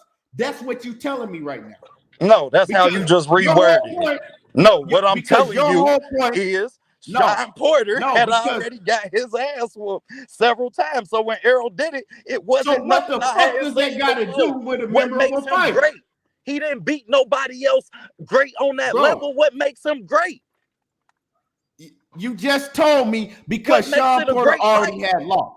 So what does that have to do with them having a memorable fight because the nigga got a loss on his record? It ain't memorable because I seen this shit before. Right now. I seen this shit before. I seen Kell Brook whoop his ass worse than EJ did. So you telling me, hold on. It wasn't impressive. Hold on, stop. You're telling me that Errol Spence and fucking Kell Brook is not a memorable fight because Kell Brook moved up 2 weight classes and got beat by Triple G? Kell Brook was coming off a loss already. You didn't beat this man at his best. You didn't beat this man at his best. Before you say anything, had Kell Brook ever lost at 147 pounds? Yes or no? No. Who beat Kell Brook at 147? But had Kell Brook lost before? I'm asking you a question. Had Kell Brook lost before that fight? Who beat Kell Brook at 147 pounds? He was coming off a loss, bro. Nigga, who beat Kell Brook at 147? He was coming off a loss. Is it easier to beat a fighter coming off a loss or a win? Who beat? Okay, was that loss that he was coming off of? Was it at 147 pounds? No, but that makes the point credible. But nothing, nigga. No, it ain't no buts behind it. It's a no. Why is it credible? What difference do it make? What do that matter? So you knocking Kell Brook for moving up 2 weight classes and fighting at middleweight, right? He moved from 147, moved all the way up to 160 I'm not Kell Brook. I'm knocking the win that Errol Spence received. It don't hold no legendary status. For what? What? He coming off a loss. Now you telling me that a fighter who just had his whole eye socket broke. He had lost at 147 pounds. Broke. So was it the same eye socket? We supposed to give you brownie points for beating the motherfucker who just got his eye socket broke? I'm asking you a question. Was it the same eye socket? You don't get no brownie points from me for that.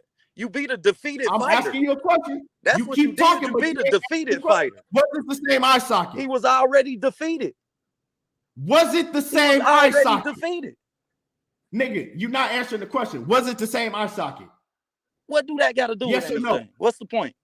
Because you brought the eye socket up. Was it the same eye socket? No, I brought up the loss. I brought up how he lost. You said the eye socket. You know why I don't put no credibility on the win. Was it the same eye socket? Now that's an irrelevant ass point.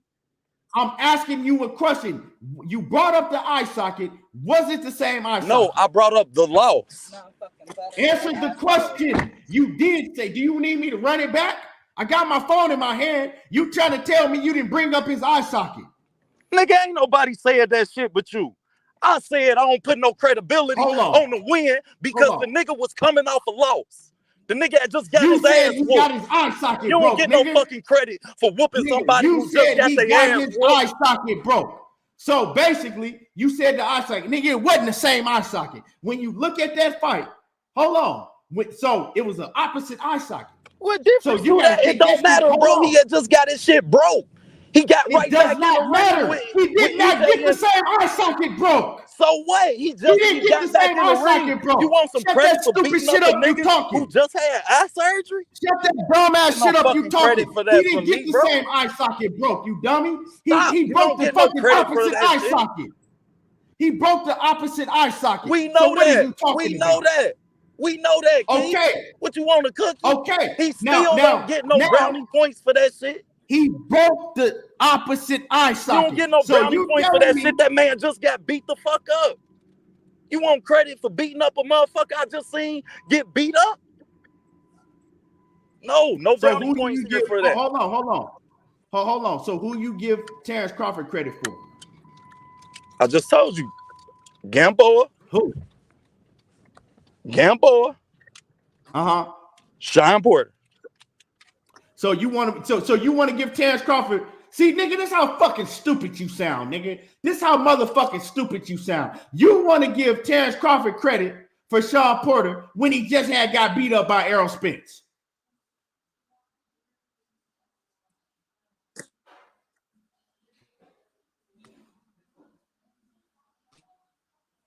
Make it make sense.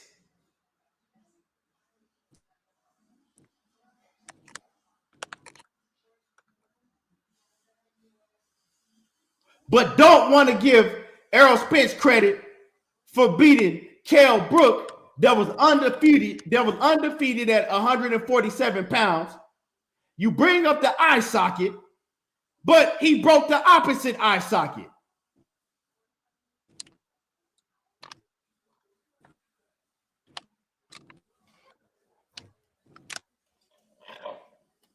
Y'all can't make this shit up. Terence Crawford fans, y'all. This Terence Crawford fans. This is Terence Crawford fans for y'all. They run themselves into a motherfucking brick wall every time they start talking. But it's okay to just No butts, nigga. hold one fighter at a different standard. Man, at least look at that shit down them. Neither one of them no credit for trying to be honest. You don't get no lot of credit for that because he ain't beat no damn body at 147. All his big fights he lost. So wait. No, how hold much on. credit for that whole Hold on. And I ain't even done. 15 I'm not years even from done now? though. I'm not even done because it even gets worse. If y'all was watching earlier when me and him was going back, when me and OTB was going back and forth, he said, how the fuck is Errol Spence and Sean Porter a memorable fight when Sean Porter already got beat several times? You said that, nigga. You said, how the fuck is Errol Spence and Sean Porter a memorable fight when Sean Porter already had been getting his ass beat? So and what's he your got point, beat several times already, right? That's what you said. And then turn around and said that you want to give Terence Crawford credit for beating Sean Porter. Nigga, you can't make this shit. Log off, OTB. Nigga, that's why you ain't winning none of them debates. That's why you ain't won a debate yet, nigga. Log off. I don't get. Stop the bleeding. Stop the bleeding and log off. Stop the bleeding, my brother.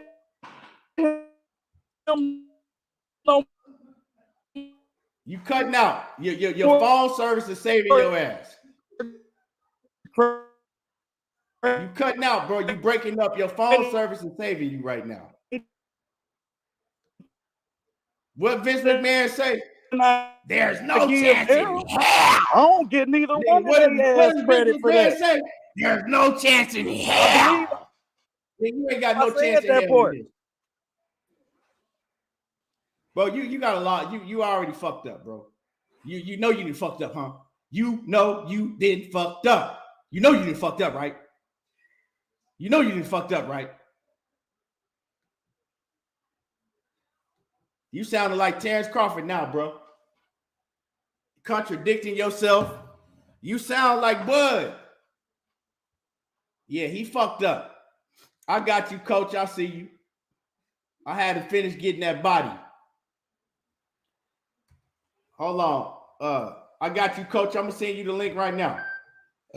Matter of fact, I'm gonna just drop it in. I got time today, so I'm gonna just drop it in the chat. I'm gonna drop the link in the chat. You know, I got time today. I'll go ahead and pin the link in the chat. And y'all smash the like button. Smash on the like button.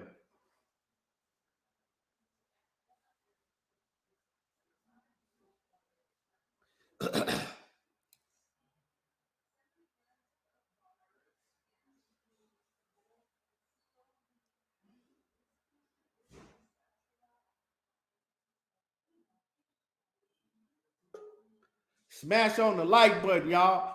It's free to hit the like button. It's free. It don't cost nothing. Hit the like button. And my man McDub, salute, man, to my man McDub in that super chat. Salute to you. What's happening with it, coach? Man, you see that dilute, man? You see that shit? Yeah, I saw it. I was trying to help him out, but you know, my man, he don't usually behave like that. You know? Man, that was bad. He usually keep it 100, but he I don't know. The real came out of him. I got it up out of him. Spence not either way it goes. Errol Spence is not the one talking about this Hall of Fame bullshit. Oh no, Rick Timms, OTB, that's my bro. You know, man, you know I rock with OTB heavy, but he had to get that work today. You don't have no, Errol Spence not the one talking like that. He's not the one saying I'm already in the Hall of Fame. He's not the one using excuses to get out the fight. Errol Spence trying to fight, and become undisputed. You one fight away from undisputed, and you decide to go in a different direction. So that go to show you that he's not confident in his ability. And I don't care what nobody say. You know, we know that he would have got more money for the Errol Spence fight than he's getting with BLK Prime. So that says it all right there. Since they all say, man, Bud trying to get his money. Bro, he was going to make more money, and everybody knows it. So you can't use that bullshit as an excuse. So it's just the people are just going to defend who they like the most past everything. You know what I'm saying? They're going to make excuses. They're going to make excuses when there's no excuses to be made. It's all it is to it. Just say your man is a fucking duck. That's it. He a duck. He ducked the fucking fight. I don't care how you put it. I don't care how you sugarcoat it. I don't care what you say about it. He ducked the fucking fight. He ain't gonna make the money that he fucking making right that he's gonna make with that Errol Spence fight. Point blank, period. You know? And then the excuses come up. Well, why he can't take a tune-up? Tune-up for what? You in the middle of negotiations with the biggest fight in boxing. There's no other fight out there that's bigger. And you decide to throw it away because you want to go get what you call guaranteed money, and it's already proven he's not getting no $10 million fucking dollars. So that ain't happening. But I guarantee he would have got over $10 million for the Errol Spence fight. So it's just people make excuses. He's making excuses. Everybody's making excuses. Now you talk about this Hall of Fame shit. So what? You going to Hall of Fame? Okay. So what? So is your career over? You talk about the Hall of Fame after your accomplishments are done, not while you're in the middle of the motherfucking of your career. It makes no sense. And that's not for you to judge anyway. It's for other people to judge. So what point you trying to fucking make? I don't need Errol Spence because I'm already in the Hall of Fame. Nigga, how about you want Errol Spence because it's for undisputed? You would be the only man in history of boxing in the full belt era to fucking have undisputed in 2 different weight classes. And you threw that away to go fight David Avenesian. You ain't even going to fight a motherfucker who's an A-class fighter. You go and jump in there with David Avenesian and avoid the Errol Spence fight. I don't care how you put it. He a fucking duck, bro. That's it. I mean, we know, that's what I'm saying, bro. It's no way you can put this shit in. Like I said, it solidifies that he's a duck even more now after these interviews that he's been doing. Have you heard the recent interviews that he did? Did you hear the interview that he did with Max Kellerman? And did you hear the interview that he did with Kate?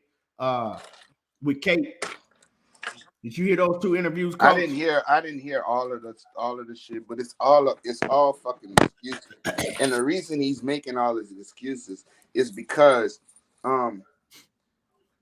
people fucking talking about him. That's the only reason.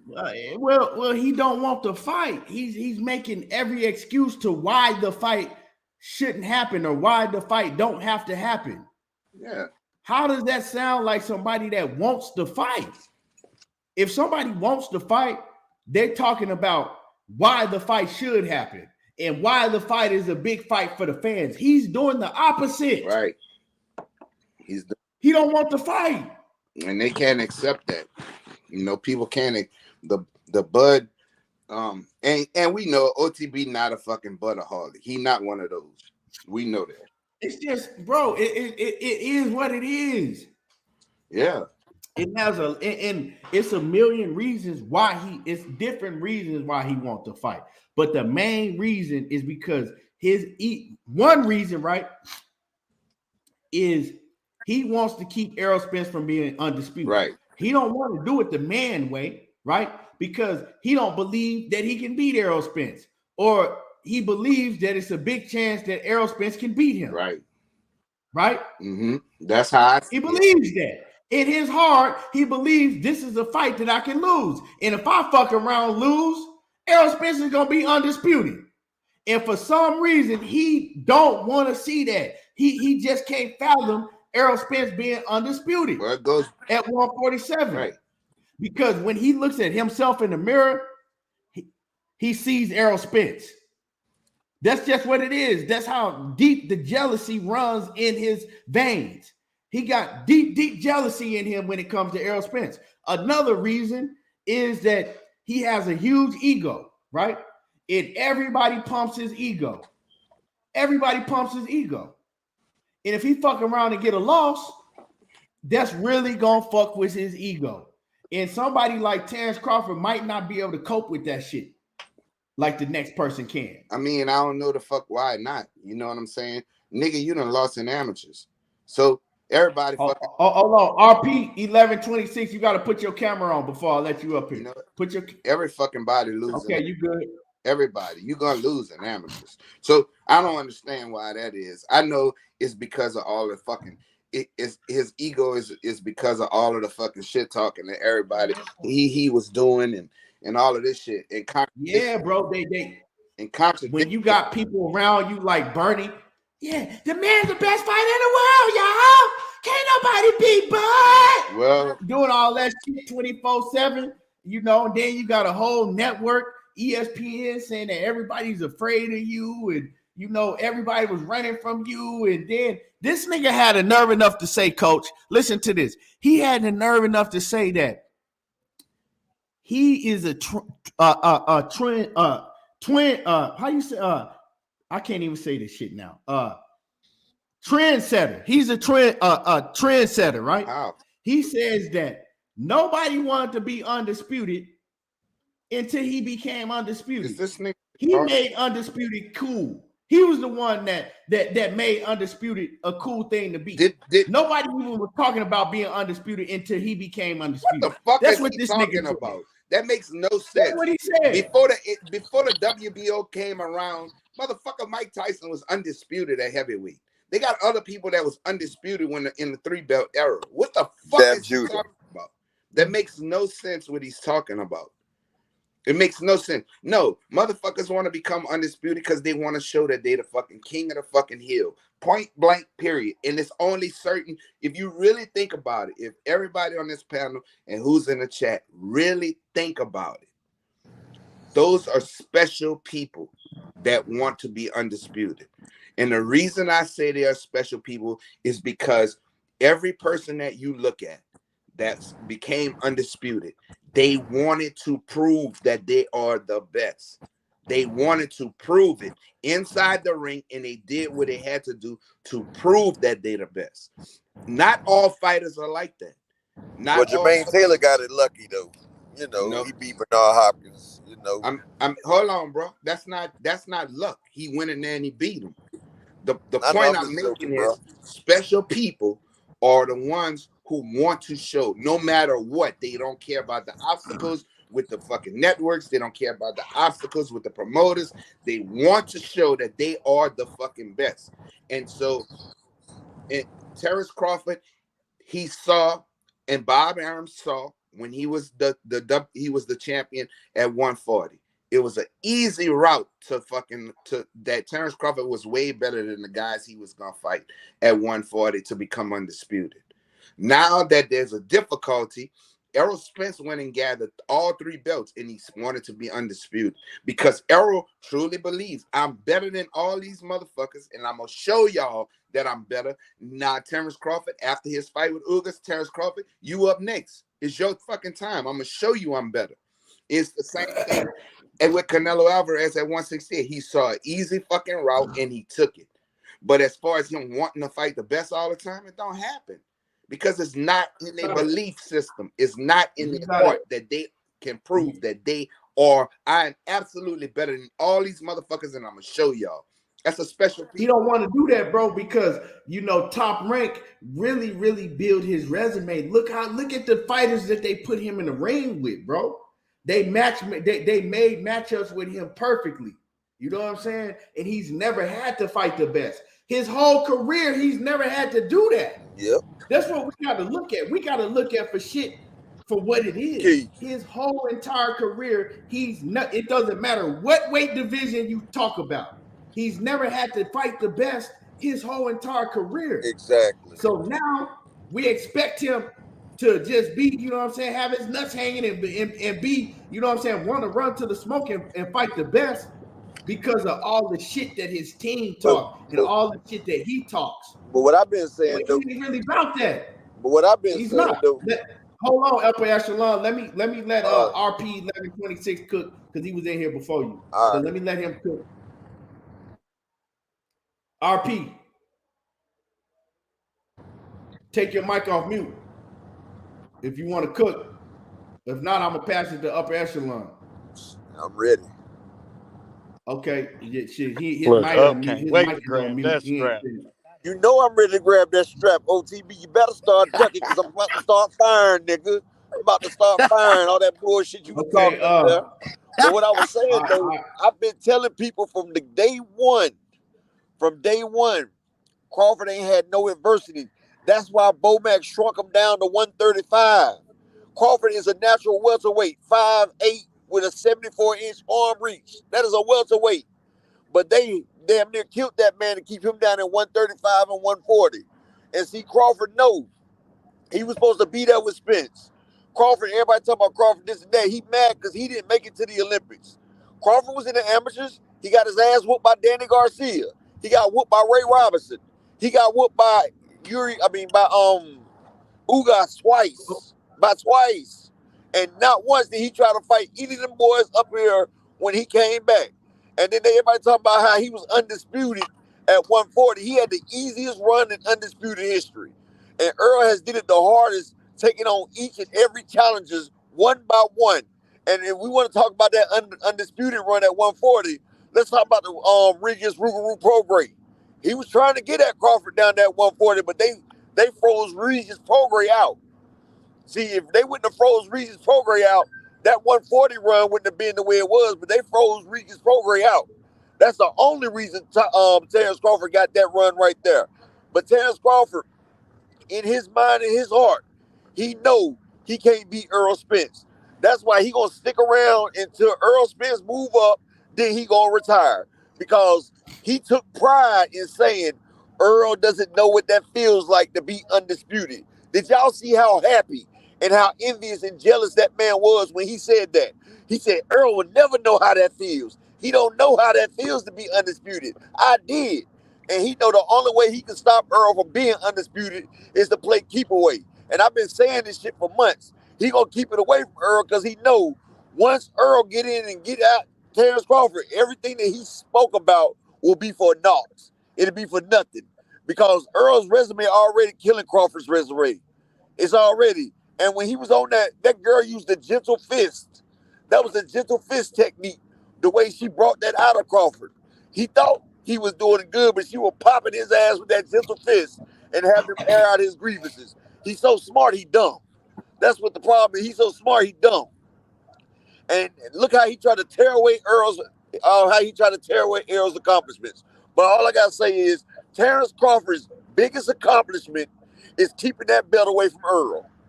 The coward way. He ain't no gangster. And now these damn Bud Crawford fans are getting happy and energized because Earl said that the fight gonna happen in 2023. Terence Crawford ain't said shit. He ain't talking about the fight. Earl said that. And now they all regenerizing hype, talking about the fight next year. Crawford ain't said that. It takes two to fight. Earl and his team, they ready. Crawford still ain't made no acknowledgement or confirmed nothing. Man down strap season. I'm done, Keith. Already, man. That's how you come in here and cook and drop the mic. Yeah, man. OTB. What up, brother? He back? Yeah. I'm back, man. I'm back. I had to get myself up off the grill right quick. Yeah, man. Gotta take yourself off the grill sometimes. Yeah, I mean, I ain't too proud, man. OTB, you didn't see that coming. Oh, come on, coach, man. Y'all know, man, we do this shit. So You didn't see that coming. You gonna discredit Earl for Kell Brook, but you ain't gonna discredit Crawford for fucking Sean Porter. Come on, bro. No, I give them both the same. No, I said I give them both the same credit for Sean Porter. However, no, you said what is his most his biggest wins, and you said Gamboa. I said Gamboa first, and then Sean Porter, because if I'm gonna give Errol some credit for Sean Porter, I gotta give Bud some credit. No, It's you the didn't same want to give amount of Earl credit, credit and it for ain't a fucking. lot.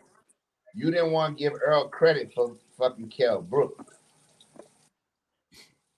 and he didn't take a beating. I Kell just Brook don't didn't. know that it's legendary, bro. Like when we say shit like, yeah, I mean, we gonna look back and remember. I don't know that. Like, I don't know that I'm gonna have a reason to, That was because I know the circumstances. You understand? How many other fighters, how many other legendary fights that wasn't rematches, you understand, that you can name that another fighter was coming off a loss and the underdog, you understand? Like, come on, man. That the OTB. champion was coming off a loss. OTB. This is what you gotta understand, Like, bro. that might be the only fucking fight in history, bro, where the No, champion coming off a loss. bro. This is the thing that you have to understand. What makes Thomas Hearns and Sugar Ray a legendary fight? What make it that? See, for me, it's the styles, coach. No. What makes those fights? What I'm saying is, what makes those fights that you call legendary fights? What makes them legendary? Because is it because of the names? It's not because No, of it's the the names, fight is that's it? fought in the ring. It's the Exactly. fight So that's fought so in the so ring. so look And when at you it. watch that fight, you can hold Errol Spence and Kell Brook up to the same status that you hold Hearns and Hagler. I mean, Yes. Hearns and Leonard. Did you Is not that the see fight you that? just gave me as an example? Did you not see that fucking fight? Them motherfuckers was dealing. He was giving Earl a business, and Earl was giving him the. But that was a hard fucking fight, bro. Them boys was fucking going at it. Earl eventually broke him down, but Earl took some fucking punishment in that fucking fight, bro. Kell Brook was giving Earl just like he was getting. Bro, that was a fucking legendary fight. Them motherfuckers was dealing, bro. Earl eventually broke him down. Hearns and Leonard. Hearns was putting a fucking 1-2 on Leonard fucking ass. And Leonard came, and you're losing it, son. You're gonna lose. And what happened? Sugar Ray came back and knocked him out, bro. He was losing that fucking fight. It's about the fucking fight, not who the people are. It's about if you look at the fight. Earl Now, Spence how was did that fight? How did Hearns and Leonard end up? Leonard won. He knocked him out. Okay. Now, how did Errol Spence and Kell Brook end up? He stopped her. He stopped Kell Brooks. Now, did Kell Brook get stopped the fight before that? What does it matter? You have to take that in consideration. Why Ain't no do you what does have to that take matter? it in consideration? Ain't no what does that matter? What? Yes, Why? that matters. Listen. The point is this: he was the champion at 147. He went up and actually was giving Golovkin a business until Golovkin caught him and broke his eye socket. But Exactly. you look at it, Both fights he ended didn't. up the Hold on, same let me way. say something, OTB. Let me say something. Did he take a beating against Errol Spence, or did he take a beating against Golovkin? Look at that. Go ahead. Which one beat him the worst? Beat him. I mean, beat him up. Golovkin didn't beat him up. He was beating Well, Golovkin. Actually, he was well, putting him fucking paws when on. that fight got stopped, Kell Brook was in the process of throwing a punch. Just had landed a 2-piece on Errol over by the ropes. Bro, what So I'm when trying that to fight got explain to stopped, you, Kell who Brook was gave him the still worst fighting. beating? Who gave him the beating? Because Golovkin didn't give him a beating, bro. It's harder. He didn't even take a lot of punishment in the Golovkin No, he fight. didn't take a He lot just of got fun. his He eye got his eye socket broke socket broke. and he That was quit. it. In his corner, throwing the towel. That was it. He didn't get dominated by Golovkin. He was giving Golovkin a business. So he was defeated when Errol beat him. Kell Brook literally was defeated. Come on, What man, did he he was still fighting. did he His lose? corner threw Yeah, that he in. lost. Thank y'all, man. Like, shit, if we But gonna call that it ain't duck a got duck, nothing to we do with can't it. call it a goose Was the because fight we like the way competitive? it Was looked. it His a good? corner threw in the fight. His corner threw it in versus Golovkin. He went down on his knee versus Earl. He went down on his knee Nah, I'll versus be on Earl, the but his grills, corner and stopped him goddamn it, versus I ain't just Golovkin. up here getting cooked now. Yeah, he took himself out the fight versus Earl when he was fighting Triple G. His corner took him out, and he was beating the hell out of Triple When G. he was fighting Earl, his quarter stopped him, bro. No, that man went down to one knee. White towel in the ring. No, that man went down to one knee. And He then is they the waved the logo for white man towel in the down. corner. He If is you the looked man at Kell down Brook, logo. bro, he was just landing the He was the man before down they logo. called the When you fight. see the man down logo, that's Kell Brook. That's the man down logo is Kell Brook on his knee. And Kell Brook That's the literally man down stopped. logo. He stayed down for the whole 10 count. No, That's he what you went telling down to me. one knee and quit. He is the Oh, logo no, for his man corner down. quit, bro. No, Corner Kell quit. Brook went down to one knee and he told the ref, "I'm done." Watch the fight. He went down to one knee and said, "I'm done." We can't make man, come on, yeah. I mean, he did it. He's the logo for man down. Corner was south in the ring, man, with a white towel. Okay, bro. I'm telling you what waving happened. the He backed motherfucker. away from Earl and went down on one knee and said, "I'm done."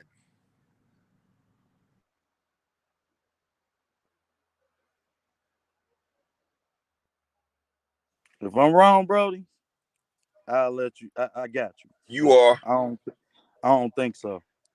Everybody you up here definitely seen this wrong. fight. Y'all can all tell me if I'm wrong. You definitely wrong. Oh, he went down on one knee and quit, nigga. Like He you quit. need to So do. Kell You need Brook to quit tap on out one and knee. quit right now.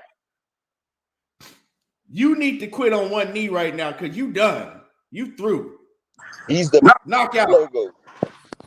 Knockout. What's happening with it? I'm chilling, bro. Can y'all hear me? Can you hear me good, bro? Yeah, Salute, we can hear knockout, you. brother. What's good? Listen to y'all boys cook, man. I ain't got nothing to chime in on right now. I will in a minute, but y'all cooking. You know what I'm saying? OTB, he took a knee and took the 10 count. That's what he did, and stood up, and it was over. That's what happened against Errol Spence. Earl beat the wheel out of him. And you know what he said? And you know what he said in the post fight? He said that, hold on, let me talk. He said that he could have continued.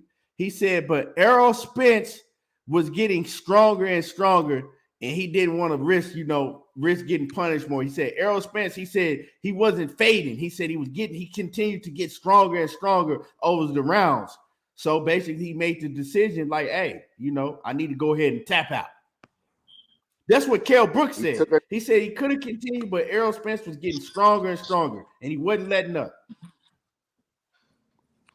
He beat the wheel out of him, bro. That's all it is to it. He broke his ribs and his eye socket. And you know what, OTB? Since you want to try to act like, oh man, it was because of what Gennady Golovkin had did. Well, why did he break Ugas? Hold on. Why did he break Ugas' ribs and eye socket? Why did that happen? You said why? Yeah, why? That motherfucker, pretty ass jab he got. That's a pretty ass jab, boy.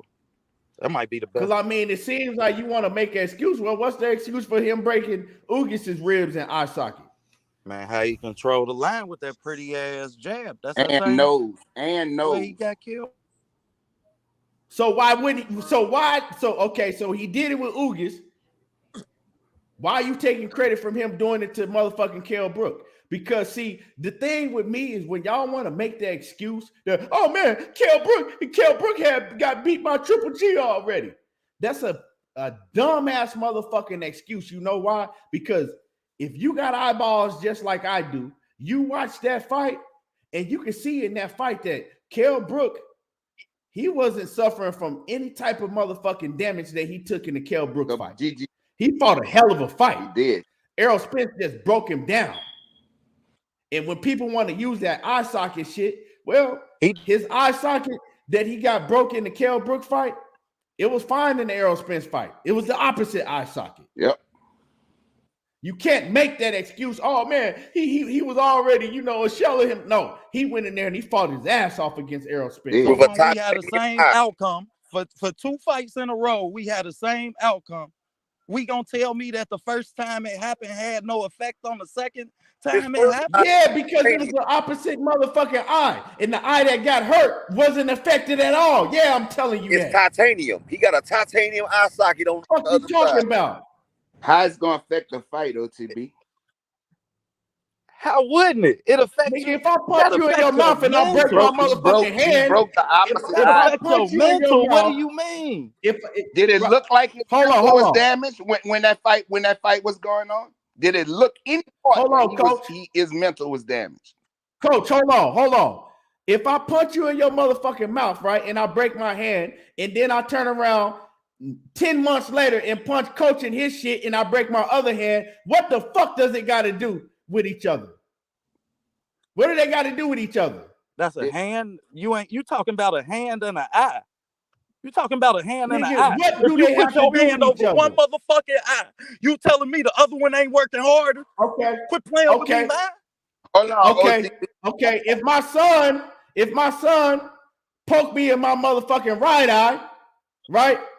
And I can't see out of my right eye for a motherfucking month.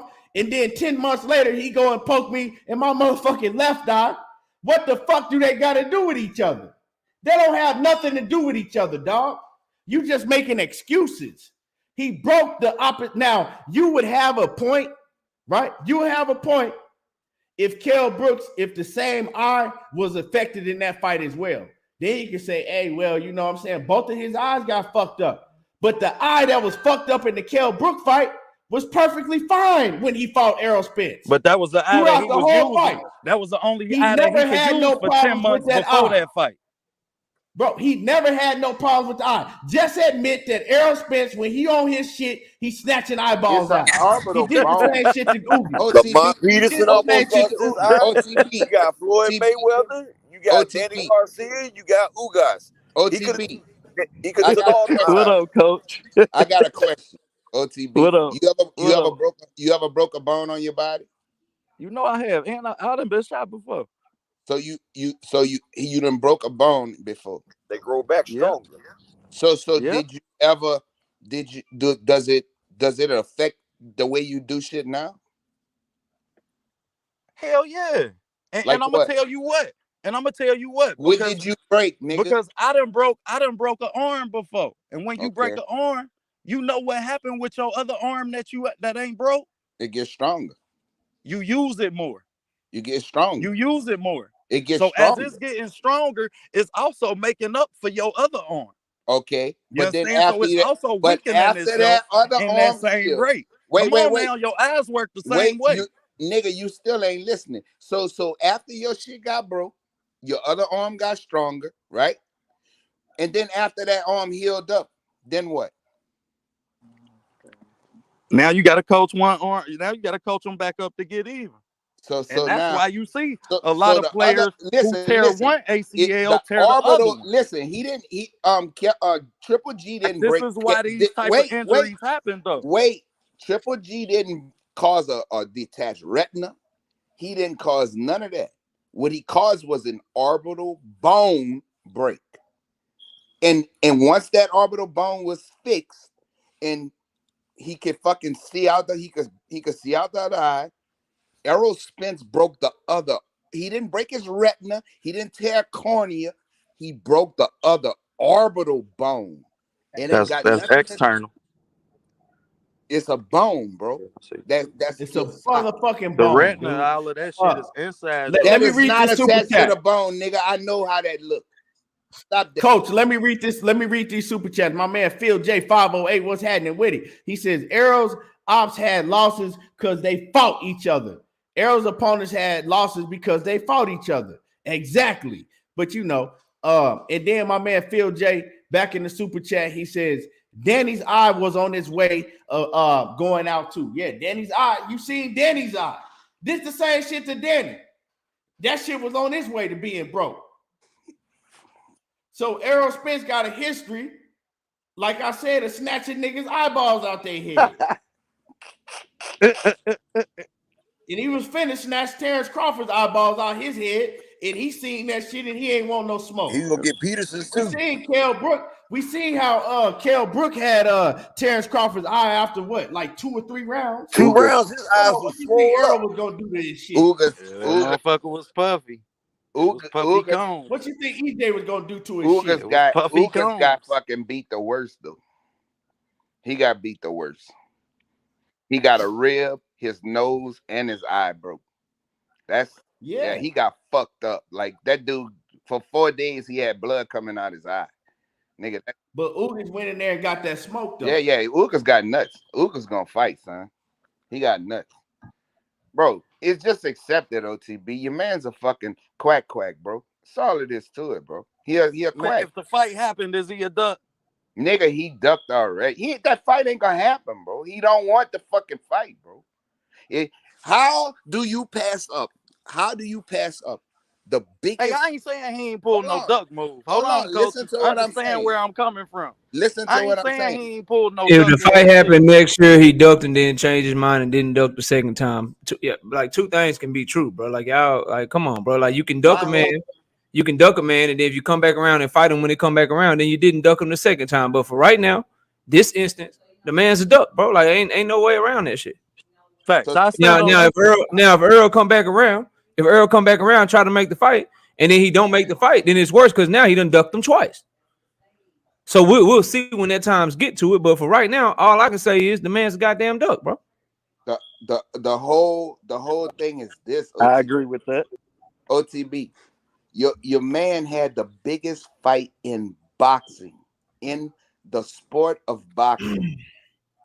And we know he's not getting 10 million, bro. He would have made way more money and the opportunity to Facts. make history. Hey, coach, I'm with you. Yeah, I mean, to me, I could at first I'm like, shit, if PBC ain't offering 10, then I mean, it's a duck.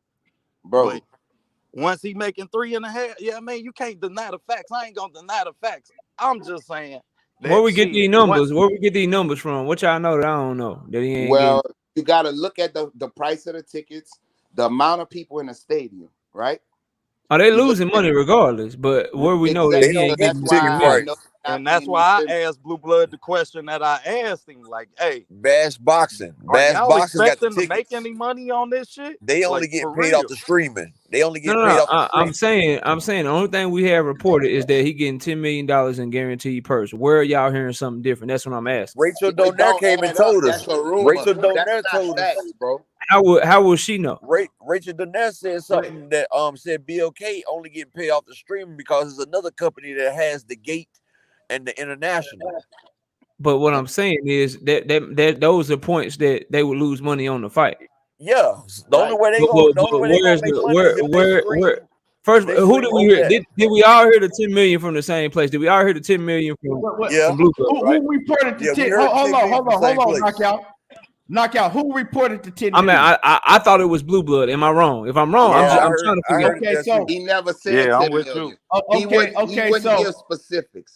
He never said he didn't say that. No. Honestly, I didn't hear Blue Blood say 10 million. He said only thing. Okay, so where did it come from is what I'm saying. He said an 8 figure. He said 8 figures. I remember him saying an 8-figure payday. Okay, so they got to be okay. He said 8-figure payday. At minimum, that's 10 million. That's bullshit. At minimum, they got to be 10 million. So basically, what you're saying is because Blue Blood said it, it's law. No. I'm not saying it's law. I'm trying to say what did we got to refute that, or I'm gonna tell you what I'm asking the reason why, bro. I'm just trying to figure out, bro. That's all. Okay, well, I'm gonna let you know how. And just so we clear, I don't think Blue Blood said. That's all. I didn't hear Blue Blood say what he I didn't hear. I just heard Blue Blood say that he was getting a lot of money. Jenner said it was Mike Carpenter that said 8 figures. This is my thing right here.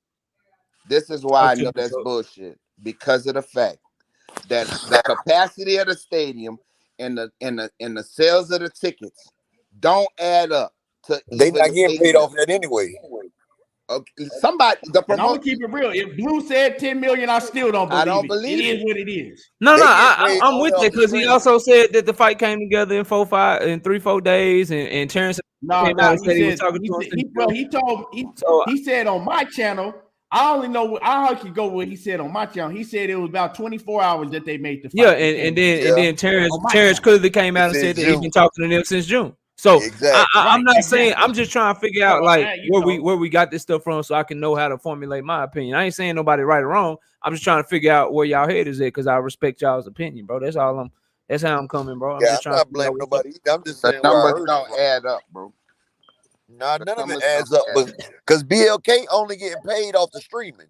So they not even getting paid on the gate and all that other shit. So they gonna have to come up with all that money just off the streaming. So I don't know how they gonna pay him. Well, like I said, I don't believe he getting that much money anyway. I believe they just said that so he can look good, so he wouldn't be a duck, just so he can damn Exactly, bro. justify That's a fight exactly David what it Avenese. is. It's damage control. Yeah, just so he can look, so he won't be looking like a fool for fighting David Avenese. I'm with you. Because I don't believe it's gonna. He might be getting like 2-3 mil for fighting that man, but they have to say a big payday so everybody won't look like he's a duck and everything. Like, why did you take this little ass shit when you had the fight of the life right here? That's the way I feel like it is. That's why they ain't really. That's why he couldn't reverse course. See, when you and I've been listening to Key this whole time.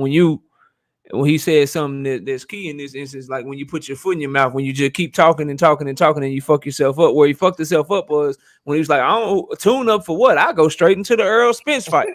Yep. Well, now you gotta stand on that shit, because wouldn't nobody be calling him a duck if he just kept it all the way real and was like, "Look, bro, I ain't fought in a year. You know what I'm saying? Earl looked real good in his last fight. I know there's gonna be a tough ass fight for me. They gave me everything that I wanted. You know what I'm saying? And I want to revisit that fight. I definitely still want undisputed. I'm gonna take this David Avenese fight as a tune-up, and then Earl, after I beat his ass, I'm coming to beat your ass. But I am gonna get this fight in so I can make sure that I'm as ready for Earl as possible. But you can't do that shit when you've been capping this whole time. But how's that a tune-up? You know why he don't do that? Because his motherfucking ego is too big. You hear this? But how's it even a tune-up? He's talking about himself in third person now. How's it even a tune-up? Terence Crawford, and Terence Crawford is done. Like, nigga, you talking about yourself if in he third person. If he who his fans say he is upper echelon, then that's a tune-up for him, bro. If he is who his fans believe him to be, then David Avenese he's not a southpaw. He's not a southpaw. He don't fight nothing like Errol Spence.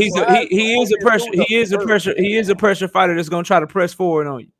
And a tune-up don't mean that like ain't nobody gonna give you the look that Earl give you. A tune-up can also mean making sure you ain't rusty, making sure that you go into a fight with Errol Spence with less of a layoff. Like it don't have to just mean that you getting a look that's gonna give you the Errol Spence. I was trying to get the only problem with any of that is I remember being right here with all of my brothers that's up here right now saying that why he don't just fight Keith Thurman or right after the Ugas fight, around the Ugas fight. That nigga said he didn't want to. The problem with the tune-up shit is that if you wanted a motherfucking tune-up, you had all this year to do that. Yeah, and he got on Keith Thurman ass about taking the tune-up. Remember he said, "Why Keith ain't ready now?" Remember he was talking shit to Keith Thurman, talking about Keith Thurman wasn't ready now. Man, I can remember my brother Keon being the first person I remember even talking or bringing up Keith Thurman as a fight for Bud before the boot shit. Dwayne says PBC ain't got the bread, yeah, man. Bro, he don't. I wouldn't even Come read on, that bro. shit, bro. He Stop. don't know what the fuck. Like, listen, bro. Ain't gonna be no Al. At the end of the day, I want everybody to get paid, but he would have got paid fighting Earl more money than he gonna get fighting Avenese, bro. That's a fact. Like, I don't care what you try to tell me. Ain't no way in hell he ain't gonna get paid more for fighting Earl, and it mean more to his legacy, right? That's what he used to tell us, but now all of a sudden he doing these interviews and he don't give a fuck about his legacy, bro. He cool. He a loss versus Earl is better than a win versus Avenese for his legacy. That's what I think. 100% factual, bro. I ain't got time, man. That's a legendary fight. Whoever lose that fight don't lose nothing on that. Yeah, you right, Zenith. Remember that? Y'all remember that when Bomac did an interview saying that Bud was gonna fight in July and then he was gonna fight Spence. Remember when he said that shit? And then they brought Keith Thurman up. And remember, right? Keith Thurman, we was like, shit, if he gonna fight in July, won't he fight Keith Thurman? Because remember, at first, he was trying to fight Keith Thurman right off the rip. And Keith Thurman was like, shit, I'll fight you in July. Let me get this fight in with who did Keith Thurman fight? Barrios. He fought Barrios, yeah. Keith Thurman was like, let me get the fight in. That's what I was just talking about. yeah. Keith Thurman was like, let me get the fight in with Barrios, right? And then shit, we could fight, in the summer.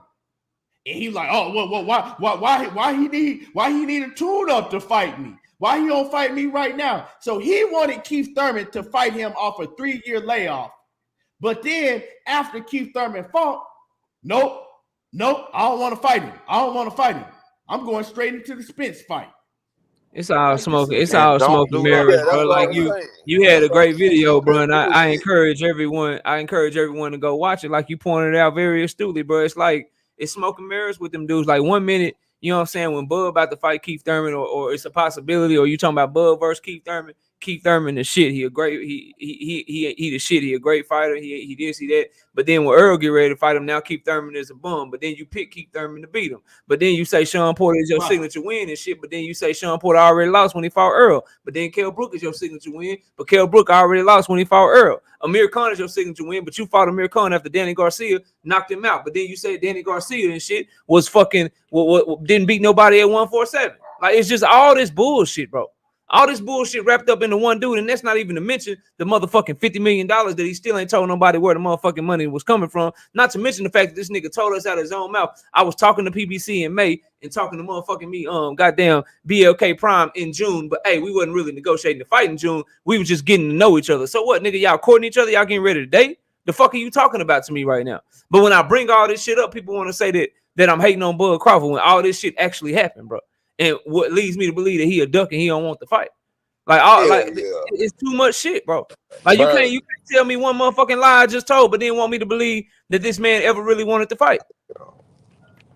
And he didn't fucking fight. And then the nail in the coffin is this, bro. And people are like, well, he didn't have to tell them shit. I understand that, but if you was really trying to make the fight, that shit is damning evidence. And what I mean is, you told BLK Prime every single fucking thing that you was doing with PBC while telling PBC nothing that you were doing with BLK Prime, meaning that you didn't really want PBC to be able to match them or beat them or really want to go after that fight. That's why you didn't tell them shit, because you wanted to go after the BLK shit, bro.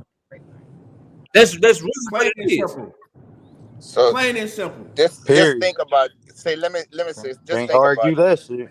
Like if I'm negotiating with Key right now, if I'm negotiating with Key to debate him, and we like say, bro, my platform, your platform, we negotiating to debate him, and then I start negotiating with Coach too, and to debate Coach, and then I tell Coach, look, man, Key offering me, you know what I'm saying, he gonna let me co-host this shit, he gonna let me, you know what I'm saying, he gonna make sure I drop my link and shit, he gonna do all this shit for me to make sure that the debate popping and my channel can grow, and then I go back to Key and I don't tell Key shit, I don't tell him nothing Coach is offering. Did I ever want to really debate Key? Did I ever want to smoke with him? Because I'm giving Coach every opportunity to match his shit, to beat his shit, to really show me that that's the way I should go, while giving Keon no opportunity to do the same.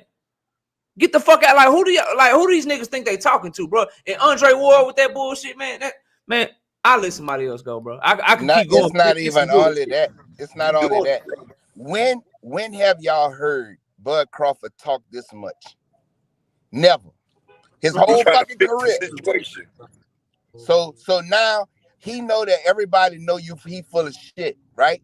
So now he's out there trying to defend himself with all of these fucking interviews that he's doing all of a sudden. Nigga, before you never cared. And the more you open the mouth, the more it tells that you fucking duck this fight. The more. But you know one thing he ain't doing in none of them interviews?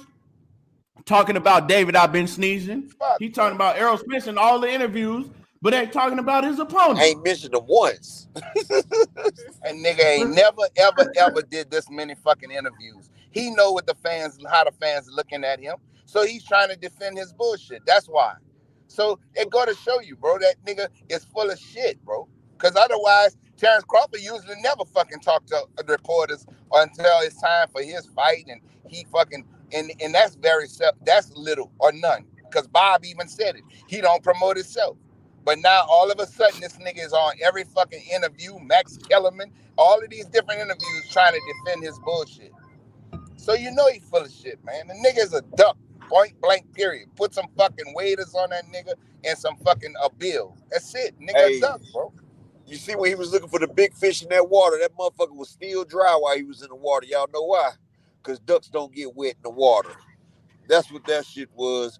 But even Max Kellerman said, man, you got to tell me that you're going to make this fight. See, what he don't realize is he's not guaranteed to the Hall of Fame. Jermaine Taylor was undisputed. Didn't make the Hall of Fame. Now, he got to realize... Jermaine Taylor wasn't a 3-division champion, though, bro. I mean, I understand that, but I'm just saying just being undisputed doesn't but make I got the Hall you. of Fame. I got what you're saying. But even if he do upper, the point that I think that's valid, bro, is that nigga, you still fighting. I don't give a fuck about no Hall of Fame right now. If you still fighting and you got a belt, nigga, you need to be trying to be a champion. If not, then drop that home. If he don't make this fight, they're not gonna vote him into the Hall of Fame, bro. Because even Man, Matt I Trump was Uh, said like, I that need as a to see this Bud fight. fan. That worried me. Like it that's Yeah, my worried if he that's me don't my make thing this with fight, y'all. That's my that you thing, y'all. Though, speaking like about that's the my Hall of Fame. That's Wow, my you whole still point, though, sitting y'all. Like, I hungry. don't care about a nigga doing what he want to do to get his bread. Just get out the way of my good boxing, bro. yeah, Get drop your the get damn your bread, belt. get your bread, my nigga. Just get out the way of what the fuck I want to see as a fan, bro. Like Exactly. get Drop your the ass out belt. the You ain't way gonna do and it. let people that want to really fight for that hoe and scrap for that hoe fight for it, bro. Let him and Ortiz fight for undisputed. Hell, drop that belt if you want. That'll be a big fight too. Dallas, Texas. That's a damn 100,000 people for that fight. Because if you ain't gonna do it, get out the way. But he's not gonna do that. Because if he do that, then that gives Earl a chance to get undisputed. Niggas And be that's talking about his they don't whole care career about right belts there. and shit, and then be trying to hold on to them hoes. I don't care Yeah, he about don't belts, want Earl to get but try to undisputed. hold on to them hoes. That man will sit there and Canelo bigger die than if the he belt, lets but he Earl still try get to keep them undisputed. hoes, nigga. He You ain't letting go Earl from get undisputed. you go from the biggest fight in boxing to David Avenesian, nigga. You went from the biggest fight in the whole sport of boxing to David Avenesian. Nigga, you are fucked up. You fucked up. This nigga got knocked out by the nigga you already knocked out, bro. And got beat Stop. by Lamont Peterson, who you said what the signature win. That Earl and Peterson fight was a great fight. Peterson beat David Avenesian from pillar to post. He beat the shit out of Avenesian. Lamont Peterson did. Beat the shit out of David Avenesian. This nigga David Avenesian got knocked out by Mean Machine and been fighting in Spain and fucking UK ever since, beating up on bums for Euro level titles and shit. And y'all about to bring him back Beat barroom to fights. He Omaha and fighting the turn up on Italian his pubs and ass. shit. He fighting in the Italian Stop it, pubs bro. and shit. Because when he stepped up to try to fight Lamont Peterson, he got a world class ass whooping. Only one I World say David Avenesian did fight, and I was impressed with when he stopped Josh Kelly, bro. So he did do that. I give him that when he stopped Olympian Josh Kelly, bro. And How he many beat old fights ass Josh Sugar Kelly got? Shane. He beat old ass Sugar Shane. Josh Kelly got 14 now, but he also was an Olympian, so he got a good amateur pedigree and shit. Well, you know, he did beat old ass Sugar Shane. Then he fought Lamont Peterson after that. And Lamont Peterson showed him Sugar Shane should have been go. Because he beat the shit out of Avenesian. Like I was high, I was real talk knockout. I was high on Josh Kelly when he was coming out the Olympics and shit. You know, we was all seeing like the videos of him and shit. But man, Josh Kelly ain't that good, bro. He not, no, he not, because he been looking shaky since Avenesian, bro. Yeah, he not that good. He turned out to not be that good, so I'm not impressed with that shit. Boy, Yeah, you it ain't know what? impressive. I'm just saying if that's the only name you beat to put yourself in position to become, the challenger, bro, then I got questions, bro. And then you skipped over, like, let's just look at the names, bro. Like, we talking about the best possible opponents. You didn't make an offer to Virgil, who's ranked number 1. You didn't make an offer to Boots, who's ranked number 2 in the WBO. You didn't make an offer to Keith, who's ranked number 3. I ain't gonna say shit about Conor Ben, because we all know Conor Ben trying to get pregnant. And then you didn't make an offer to Alexis Rocha, who's number 5 in the WBO. Maybe they turn you all down. But damn, at least try, bro. At least, like, there were better names for you to at least try to make a fight with, bro. And he didn't even try. Man, but he the boss, that though. Dude. You know what be funny, though? Be funny? Boy, if that can get catching with some tonight, boy, I'm telling you right now, boy, I'm not gonna sleep for 3 days. You say, Coach, you cut out. Be laughing for 3. You cut out, Coach. I said I'm gonna laugh Coach, for 3 fucking days. I ain't gonna even sleep. He talking about a David hear me now? Avenesian win. He told me that before. Yeah, I hear you. That shit ain't gonna happen, bro. That shit Hey, ain't happen. on your gonna laugh earlier for topic, 3 days I straight, don't buddy. mean to, Fucking spot out there. I don't mean to take you backwards, bro. But who'd y'all for Tank on January 7th, man? Who did you say he gonna fight, bro? I didn't say nobody. Oh, okay. I mean, I was watching a Boxing Voice. They talked about, Gary Russell because it's the big, huge fight in DC. But, I mean, I wouldn't be surprised, but I don't think that I wouldn't be surprised if Leonard Ellerbe tried to pull some shit all of a sudden, knowing Gary Russell coming off a goddamn injury, right? Knowing Gary Russell ain't what he was because he ain't fought in so long, and then try to make that fight now. Nah, I don't want him pulling Gary. Did that shit. I don't want him pulling Gary up 2 weight classes either. I'm with you. But I don't think that Gary would do that shit. Like Gary's smart. He ain't no fucking dummy. Gary ain't gonna get in there with Tank knowing that he's coming off a major shoulder surgery. You know what I'm saying? But I wouldn't be surprised if they ain't tried to make that happen. Right? But no, I I don't think Gary would make that happen. So I'm gonna X that out. I heard you say Gary Antoine Russell. Yeah, him and Antoine Hector Russell. Luis Garcia. Those are my two. I think it's gonna be one of them. I don't think it's Antoine because of the simple fact is that Gary Russell said that he's not fighting at 147. I mean at 140 no more. Not Gary Russell. Tank. Tank said he don't want to fight at 140 no more. But before his fight, before his last fight, Gary Antoine said he want to go down to 135. And he weighed in. He weighed in at 137. He said he would go down. He said he could make 135, which he could. He could. But with that being said, and I know you a huge Gervonta Davis fan, right? 100%. This has nothing to do with who wins the fight. But when we look at how Leonard Ellaby moves Gervonta Davis, right? What would make you think that they would put him in the ring with Gary Antoine Russell? I think he pressing him, Key. I think he been pressing him lately to go get him big fights, bro. I don't think they would put him in the ring with Gary Antoine Russell because it make no sense for them to put him in the ring with somebody that dangerous, right? And Gary Antoine Russell is not even known like that. He don't have no name in the sport. They'll break live gate numbers in DC if they did that shit, bro. Yeah, but it's just that's not how Leonard Ellaby, because that would go against everything that Leonard Ellaby has moved, everything that Leonard Ellaby stand for when it comes to. I agree with you. If he has his way, Tank Davis will be fighting Hector Luis Garcia. I think this will give us a good indication as to whether or not Tank really got control of his career and got them to give him something to where he can now have a bigger say in who he fight. If he fighting Hector Luis Garcia, then they still moving him how they've been moving him. But if he surprise us all and fight one of them Russell boys in DC, in their city, bro, that's some savage ass shit. And that'll be the best. Yeah, that should be fine. I just don't see it happening. I see Tank Davis. I do see Tank Davis maybe fighting Hector Luis Garcia and that fight right there. And maybe that's why they putting it in DC. Because they like, okay, Hector Luis Garcia, nobody know who he is, but we put Tank in DC, that shit gonna sell out regardless. You see what I'm saying? And yeah, that's like to me, he'll beat the shit out of Hector Luis Garcia. Yeah. And Hector, he ain't no bum. Don't get me wrong, Hector can fight, but I think that that's a good style for Tank, because he gonna stand there. Yeah, he gonna stand there and bang with Tank. I think by them saying this too, Key, we can now X out Ryan Garcia, because I don't think Ryan would go fight Tank in his own backyard so close to Baltimore right now. I've been saying that. No, you have been, but no, you been. I'm just saying for sure, like all that shit dead, bro. He ain't going to fight Tank in DC, bro. Hey, Abdullah Mason been calling for Tank too, though. Abdullah Mason been calling for Tank. Abdullah Mason, a savage, and my best prospect in boxing, but I don't think he ain't ready for that. I dropped videos on him a couple of months ago. Leave Ohio out of this one.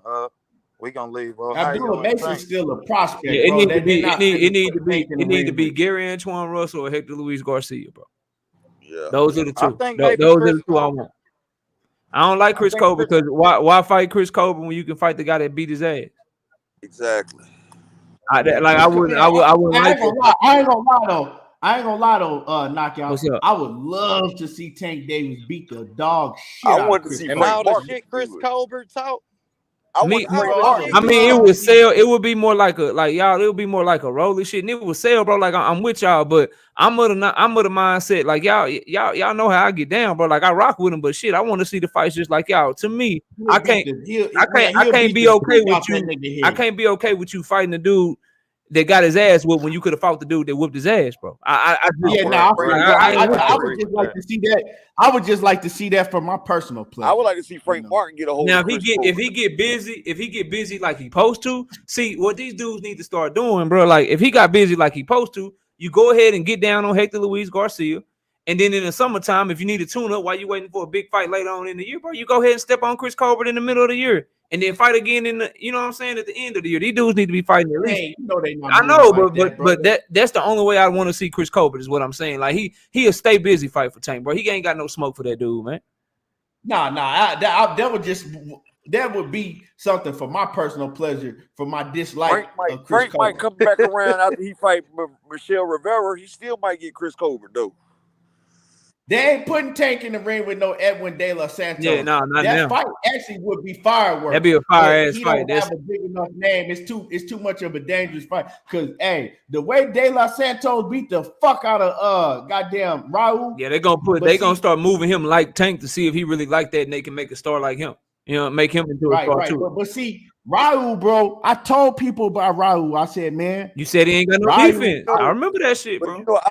And I told people, I also told people that he ain't disciplined outside the ring. I said, man, that dude like to get pissy drunk. But you know, Key, Abdullah Mason, the one that beat Edwin De La Santos Rosa. That's who beat him. That's who gave him the loss. Abdullah Mason beat him. That's what I was saying. Abdullah Mason beat the guy that beat Edwin De La Santos. Remember when I told you to put your money on Edwin De La Santos and he lost on that showbox card? Yeah, Abdullah Mason beat the guy that beat him.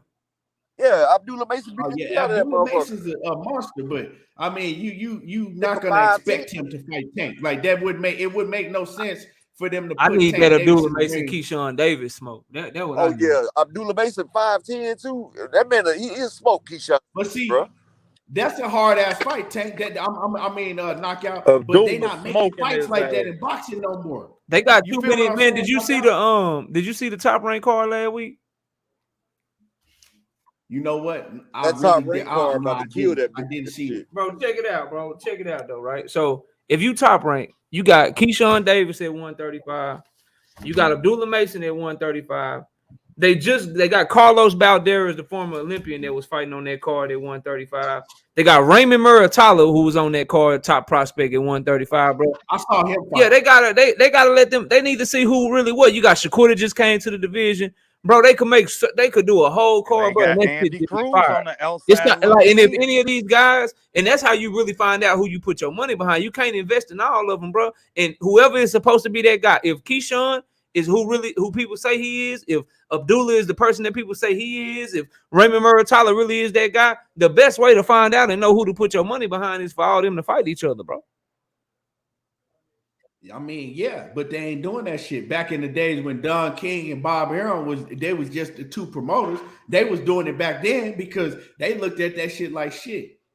We go, you know what I'm saying? Shit, if this motherfucker lose, we gonna go to the next. Yeah, I'm with. We just gonna keep going. They not moving. They're trying to move all of them. They got them all fighting bums instead of each other, bro. That's right. Yeah, and then we gotta wait motherfucking 5-6 years for one of them to fight each other. And I'm talking about Muratalo, about Derek, bro. I'm talking about they look good last week, bro. They were putting in work down there at 135, bro. Just going on. A lot of smoke down there at 135, but it's a whole lot of protection right now, too. Man. The 135 class, that shit is hella deep, man. People don't even realize that shit deep. Yeah, it's super deep, but they just need to fight each other, bro. They all like. I really hate that Pitbull Cruz prove everybody right, and that man straight duck Shakur. Dog. I'm like, God damn.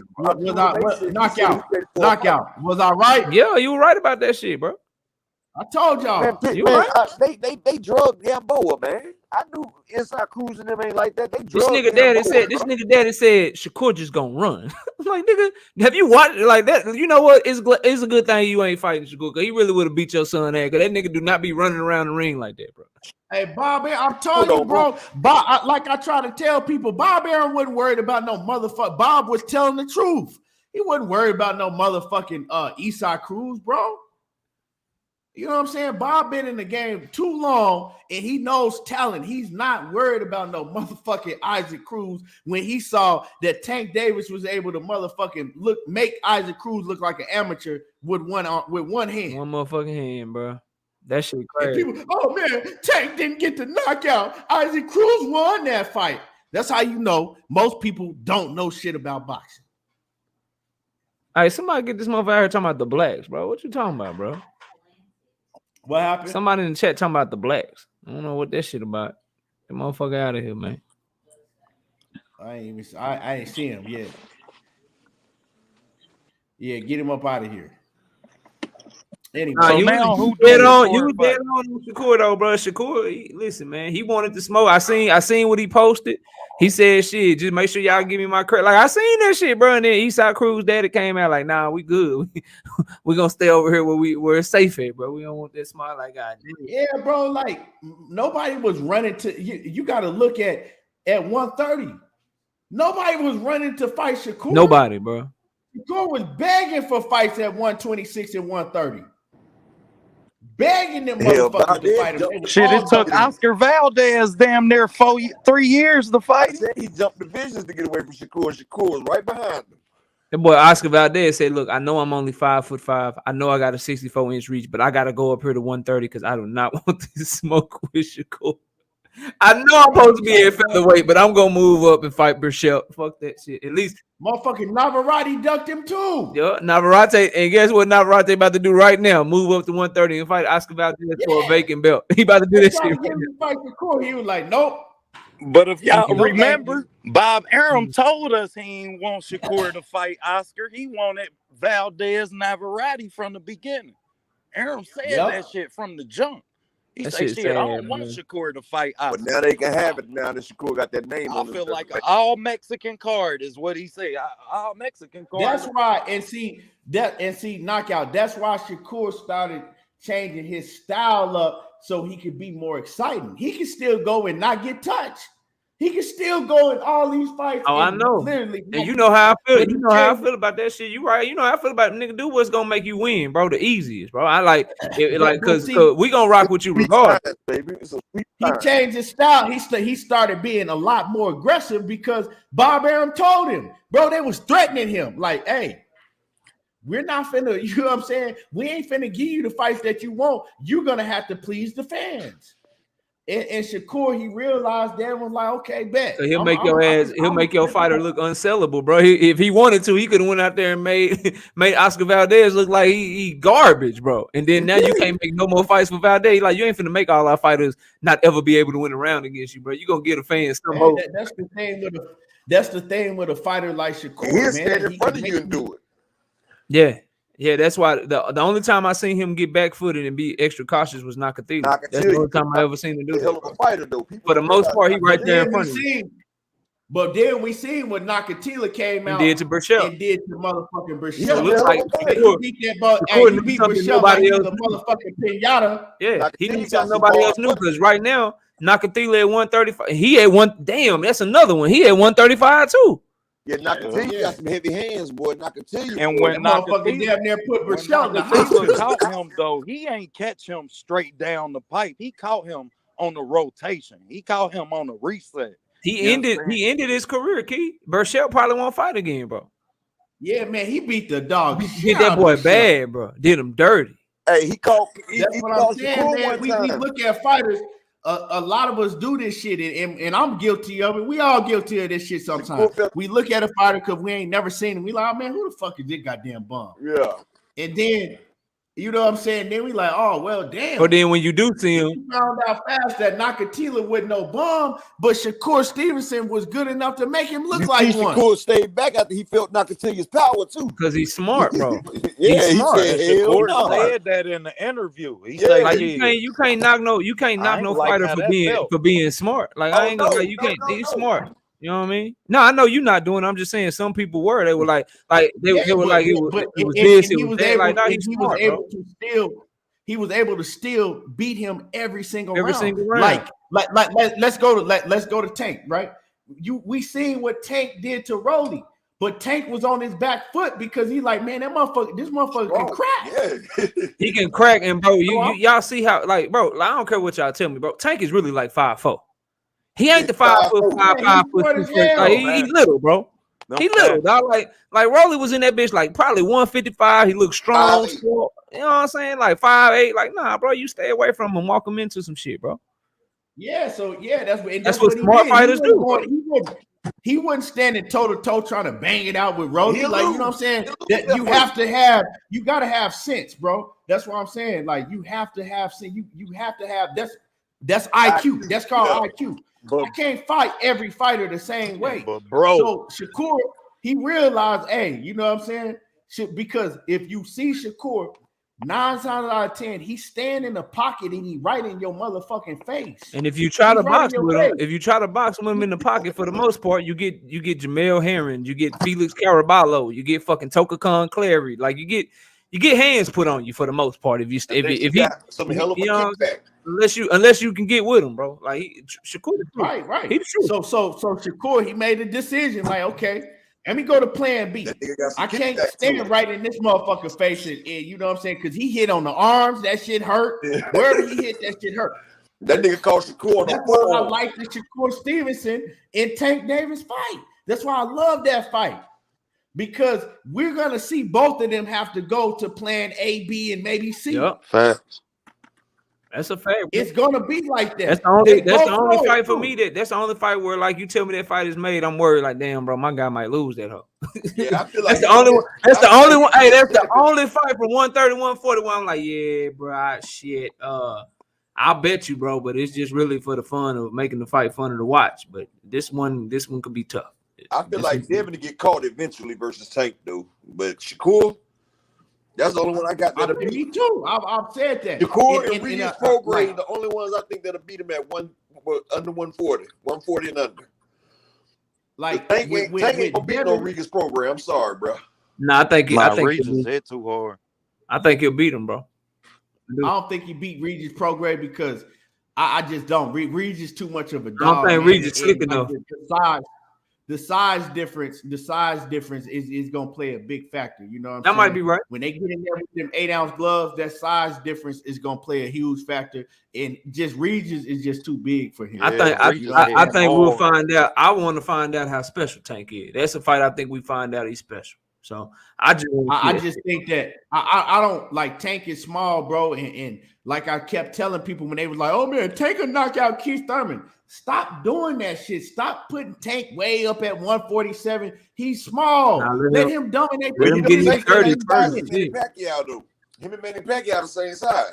Yeah, but Manny was able to work his way up, and that's why I say like Manny was different. Look at that motherfucker's calves, bro. And all you need to do is look at Manny Pacquiao calves. Like Earl Manny was different. And people right to doubt Tank, and people doubted Manny until he went in there and did it. And people like, shit, all right. So you supposed to doubt Tank. And you gotta understand, Manny had a different style, right? Manny was super motherfucking fast. You know what I'm saying? His feet was super fast. He was in and out, hella quick. Tank Davis don't have that type of style. He got a different style. Yeah, he ain't the most active either. But I think Tank clipped Shakur. I think Tank clip his ass. Yeah, I got him clipping all of them. But I mean, bro, it's like I got Tank stopping his body. It's 50-50. Anything can happen, but anything can happen. But the thing is, what are your chances of catching Shakur Stevenson flush with some shit that he don't see? Yeah, that's problem. It's a slim chance. Much higher if you Tank. That's a slim chance. But it's still a crapshoot. Fact. But you know what I'm saying? That's not like to me. I don't go into that fight like if you going into that fight looking for Tank Davis just to catch him and clip him, bro. What you think fucking Shakur is gonna be looking for? Like that's a slim chance. We need to take that shit off the motherfucking table. Yeah, okay, yeah, it's a chance in every fight. Everybody got a puncher's chance. You know what I'm saying? Everybody, but I mean, hey, if that's what you're looking for, the odds are very, very slim. So let's go to the next. How's the fight going to turn out if that don't happen? It's different when you knocking out, you know what I'm saying, the fucking Quayars and all these other cats. When you move up and fight Shakur Stevenson and cats like that's a whole different level, dog. A whole different level. Yeah, I agree. But he gonna win it on the cards. He's not gonna win it on the cards, Mr. Shakur. But what make me say that is, yeah, I mean, I've seen all of these fighters land their punch on Shakur. They don't land them frequently, and they take 11 for every one that they land. But Tank ain't the one to be playing them odds with. What makes you think that he's gonna play those odds with Tank? Like I just said, OTB. If we sitting up here thinking like, oh man, Tank gotta clip him. Tank gotta catch him to win the fight. What you think Shakur gonna be doing? Well, I expect that, but if you looking at both fighters fighting their best fight, it's you understand Shakur fighting that fight from distance, working on angles. And it's Tank closing the distance and handling its business. You gotta also look at Tank's knockouts, right? You gotta look at his knockouts, right? And the type of fighters that he's knocking out. Forward. He ain't never fought nobody with near defense like Shakur. He's never been in a ring, right, in a professional fight with anybody near the level of a Shakur Stevenson. I agree, Exactly. bro. And what's Shakur But power in gonna the look like at Eastside Cruz 135? fight, he showed us that he can box long enough. In the Rolly Cruz fight, can't box. I wasn't really big on Eastside y'all Cruz know. can't box though. But in the Rolly fight, that was the first time we seen him set a trap. And we seen him keep turning Rolly. And then, goddamn it, He set a trap on Leo Santa Cruz. Rolly is uncoordinated. I'm not putting He set a trap him in on the Leo same Santa Cruz. comparison, bro. Let me finish. I'm saying that the ability to do these two things. When I seen Shakur fight on the front foot, I seen Kasasial laying punches. When I seen him sit on the back, Kasasial is an Olympic gold medalist, bro. I wouldn't say that he has any And higher long. IQ than Tank Davis do. But he's longer and bigger, though. But I'm just telling you talking about different levels of competition. We still never seen Gervonta Tank Davis in there with a fighter that can really box. We never have. You seen Leo Santa Cruz was catching him, and he had to set that trap for Leo Santa Cruz. And Shakur's a lot better than Leo Santa Cruz, bro. Right, but Shakur, when Leo was catching him, never Leo make was the same catching him with mistake that Leo jabs. Santa Cruz did, throwing the same punch 4 times in a row. Shakur got a hell of a jab. What you mean? Shakur's jab is legendary, bro, and he's gonna walk Tank, and he's gonna have Tank. You're right. And Shakur jab, legendary, landed at a higher percentage, and goddamn it, used more frequently than Leo's. So now I say this: when Tank, goddamn it, time you, he put your ass to bed. And if you giving him Shakur much more frequent, he switches speeds and shots. Chance. I said Shakur switches up. He don't go the same speed every time. And plus, what's his power gonna look like at 135? He's gonna night. They got Shakur doing strength and conditioning now, and you know he hitting his grown man area now. So his pop, he might got more pop now. Yeah, I ain't saying that for sure. Like, I know that for sure happened. I'm just saying that that's my opinion, bro. Shakur ain't been in there with nobody that's really his size neither. And Tank there may be bigger than Shakur. No, Nakatilia was bigger than Shakur. Like in weight size. Yeah, I mean, weight-wise. That's what I said. Nakatilia was bigger than Shakur. Like, Tank come in big. I just said Nakatilia was bigger than Shakur. Exactly. You understand? Yeah, Kasasial was bigger than him. However, when you see him in that ring with them, don't none of them look bigger than Shakur. Shakur always look like way bigger than him, bro. Did you not see the Nakatilia fight? Nah, he looked taller than him. He looked taller and bigger than him. Look thicker than him. That's why he at 135 now as well. Nakatilia was too big for that 130. Why? But why are we talking about this shit? And this is a fantasy fight. Yeah, this shit is basically a fantasy fight. You know what I'm saying? It's a fantasy fight, bro. Why Tank Davis is where he is, the fight is never gonna happen. But you know, I mean, it's good to talk about. Nah, you're right. That's just like talking about if Roy Jones and Ward had a fault. This is that same conversation. What would happen between Roy Jones and Andre Ward? In his prime, this is the same conversation because we ain't gonna see the fight. Because Roy was one of the best to ever lace it up in his prime, bro. I don't care what nobody say. In his prime, Roy, you see, Roy was always pound for pound, and Floyd was number 2. Because Roy was the best when he laced it up. Yeah, you couldn't touch Roy in his prime. Hell no.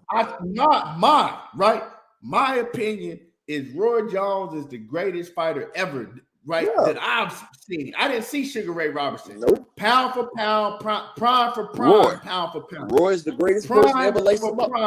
Pound for pound. Floyd couldn't touch him. To me, like I said, Roy was the greatest that ever laced him up that I've seen until he fell off.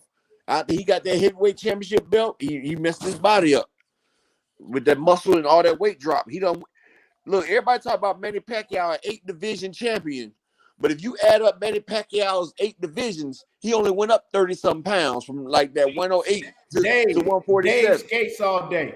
Huh? Dave skates all day. I know that you young, and the reason I know that you young is because you said Ward cooks Roy Jones. Man, you crazy as hell. I know you too young to know what Roy Jones was in his prime. Roy be the heavyweight. So that's all you need to. I already know your age now. But like I was saying, everybody talk about Manny Pacquiao being an 8 division world champion. Manny Pacquiao came up from like 108 to 147. That's 130. I mean, that's 39 pounds. Roy Jones went from 154 to 210. People ain't talking about that. That's over 50 pounds in divisions that Roy Jones jumped up. Everybody giving Manny Pacquiao the credit because they division separated by 3 pounds. This man went up over 50 pounds and won a belt. But see, he only went into the John Ruiz fight. He was only weighing 198. Yeah, that's what I'm saying. So he weighed 198 pounds and beat the fuck out of a heavyweight. Out of a 243 pounder. Right. Exactly. But y'all, they talk about Manny's eight divisions. From 154. From 154. No glove up boxing. Yes, he did. He fought at 154. That's where he came in. Roy Jones started his career at 154. So you're wrong. You're wrong, coach. He started. You can't tell me shit about Roy. He was my favorite fighter. That's one fighter you can't tell me shit about. My favorite fighter right Roy there. Jones fought at 154 pounds. He started at 154, and he the only person to go from 154 and win a heavyweight championship. Roy. So, coach, I would love to tell. So, coach, all I gotta say is you don't know shit about boxing, coach. Get him, kid. Oh shit! The only coach player don't know shit about boxing. Only player in history to do it, to go from 154 to heavyweight. Yeah, and that's more pounds than Pacquiao did in his 8-division run. Them damn divisions were separated by 2 and 3 pounds down there. You got the 108, the 110, the 112, the 115. Come on, Richard Hill says Sugar Ray. Sugar Ray didn't never fight at no heavyweight, dog. I don't know what you talking about. He didn't even fight at cruiserweight. The hell? Like, what the fuck you talking about, bro? I think they said Sugar Ray Robinson fought at damn light heavyweight cruiserweight, but he ain't go to heavy. Like, Roy, like it's funny, you know what I'm saying? How coach always talk about people telling people they don't know shit about boxing, but he didn't know that Roy Jones was fighting at 155. Exactly, nigga was a monster. Come on, Roy. Everybody else. Come on, coach. He knocked all his opponents got knocked out in 154 and 160 until he fought James Lights Out Tony. That's how he started off with that knockout streak. He was destroying 154, so he said they moved him to 160. And he was destroying everybody there. Then he went to Lights Out Tony, was an underdog. Dropped him in the first round because the nigga tried to damn play like Roy. And got caught. But man, I'm gonna get ready to hell of a show today. And salute to everybody in the building. I'm gonna get ready to wrap it up, man. Upper echelon, man. Let everybody know what you got going on. Yeah, on I'm still putting content on my 2 other pages. I ain't ready for the debut. I mean, they out there now, but I'm trying to get a catalog up before I send people there so they can not just look at 1 or 2 videos and just be like, oh, okay. I want them to have something to look at, to go through the archives, you know. But like I said, I got the upper echelon man teaching y'all how to be a real man out in these streets and everything and advance yourself. And I got the righteous disciple. So we can wake these brothers up so y'all people can stop being sheep and falling behind this criminal mindset in which they doing, the matrix. Right. Yeah. Man, and you know, whenever you get that content, man, come through here, drop your links, man, so people can go check out the channel. All right, for sure, bro, man. for sure. Appreciate it. Yes, sir. Y'all hit that like buttons. Man. I'm out of here. Yeah, y'all get the lights up, man. Great show. I appreciate everybody for tuning in. Appreciate all my brothers that got up here. Great discussion today. And y'all already know what it is. Hit the like button. There you go, talking that boxing again. And I'm gone, y'all.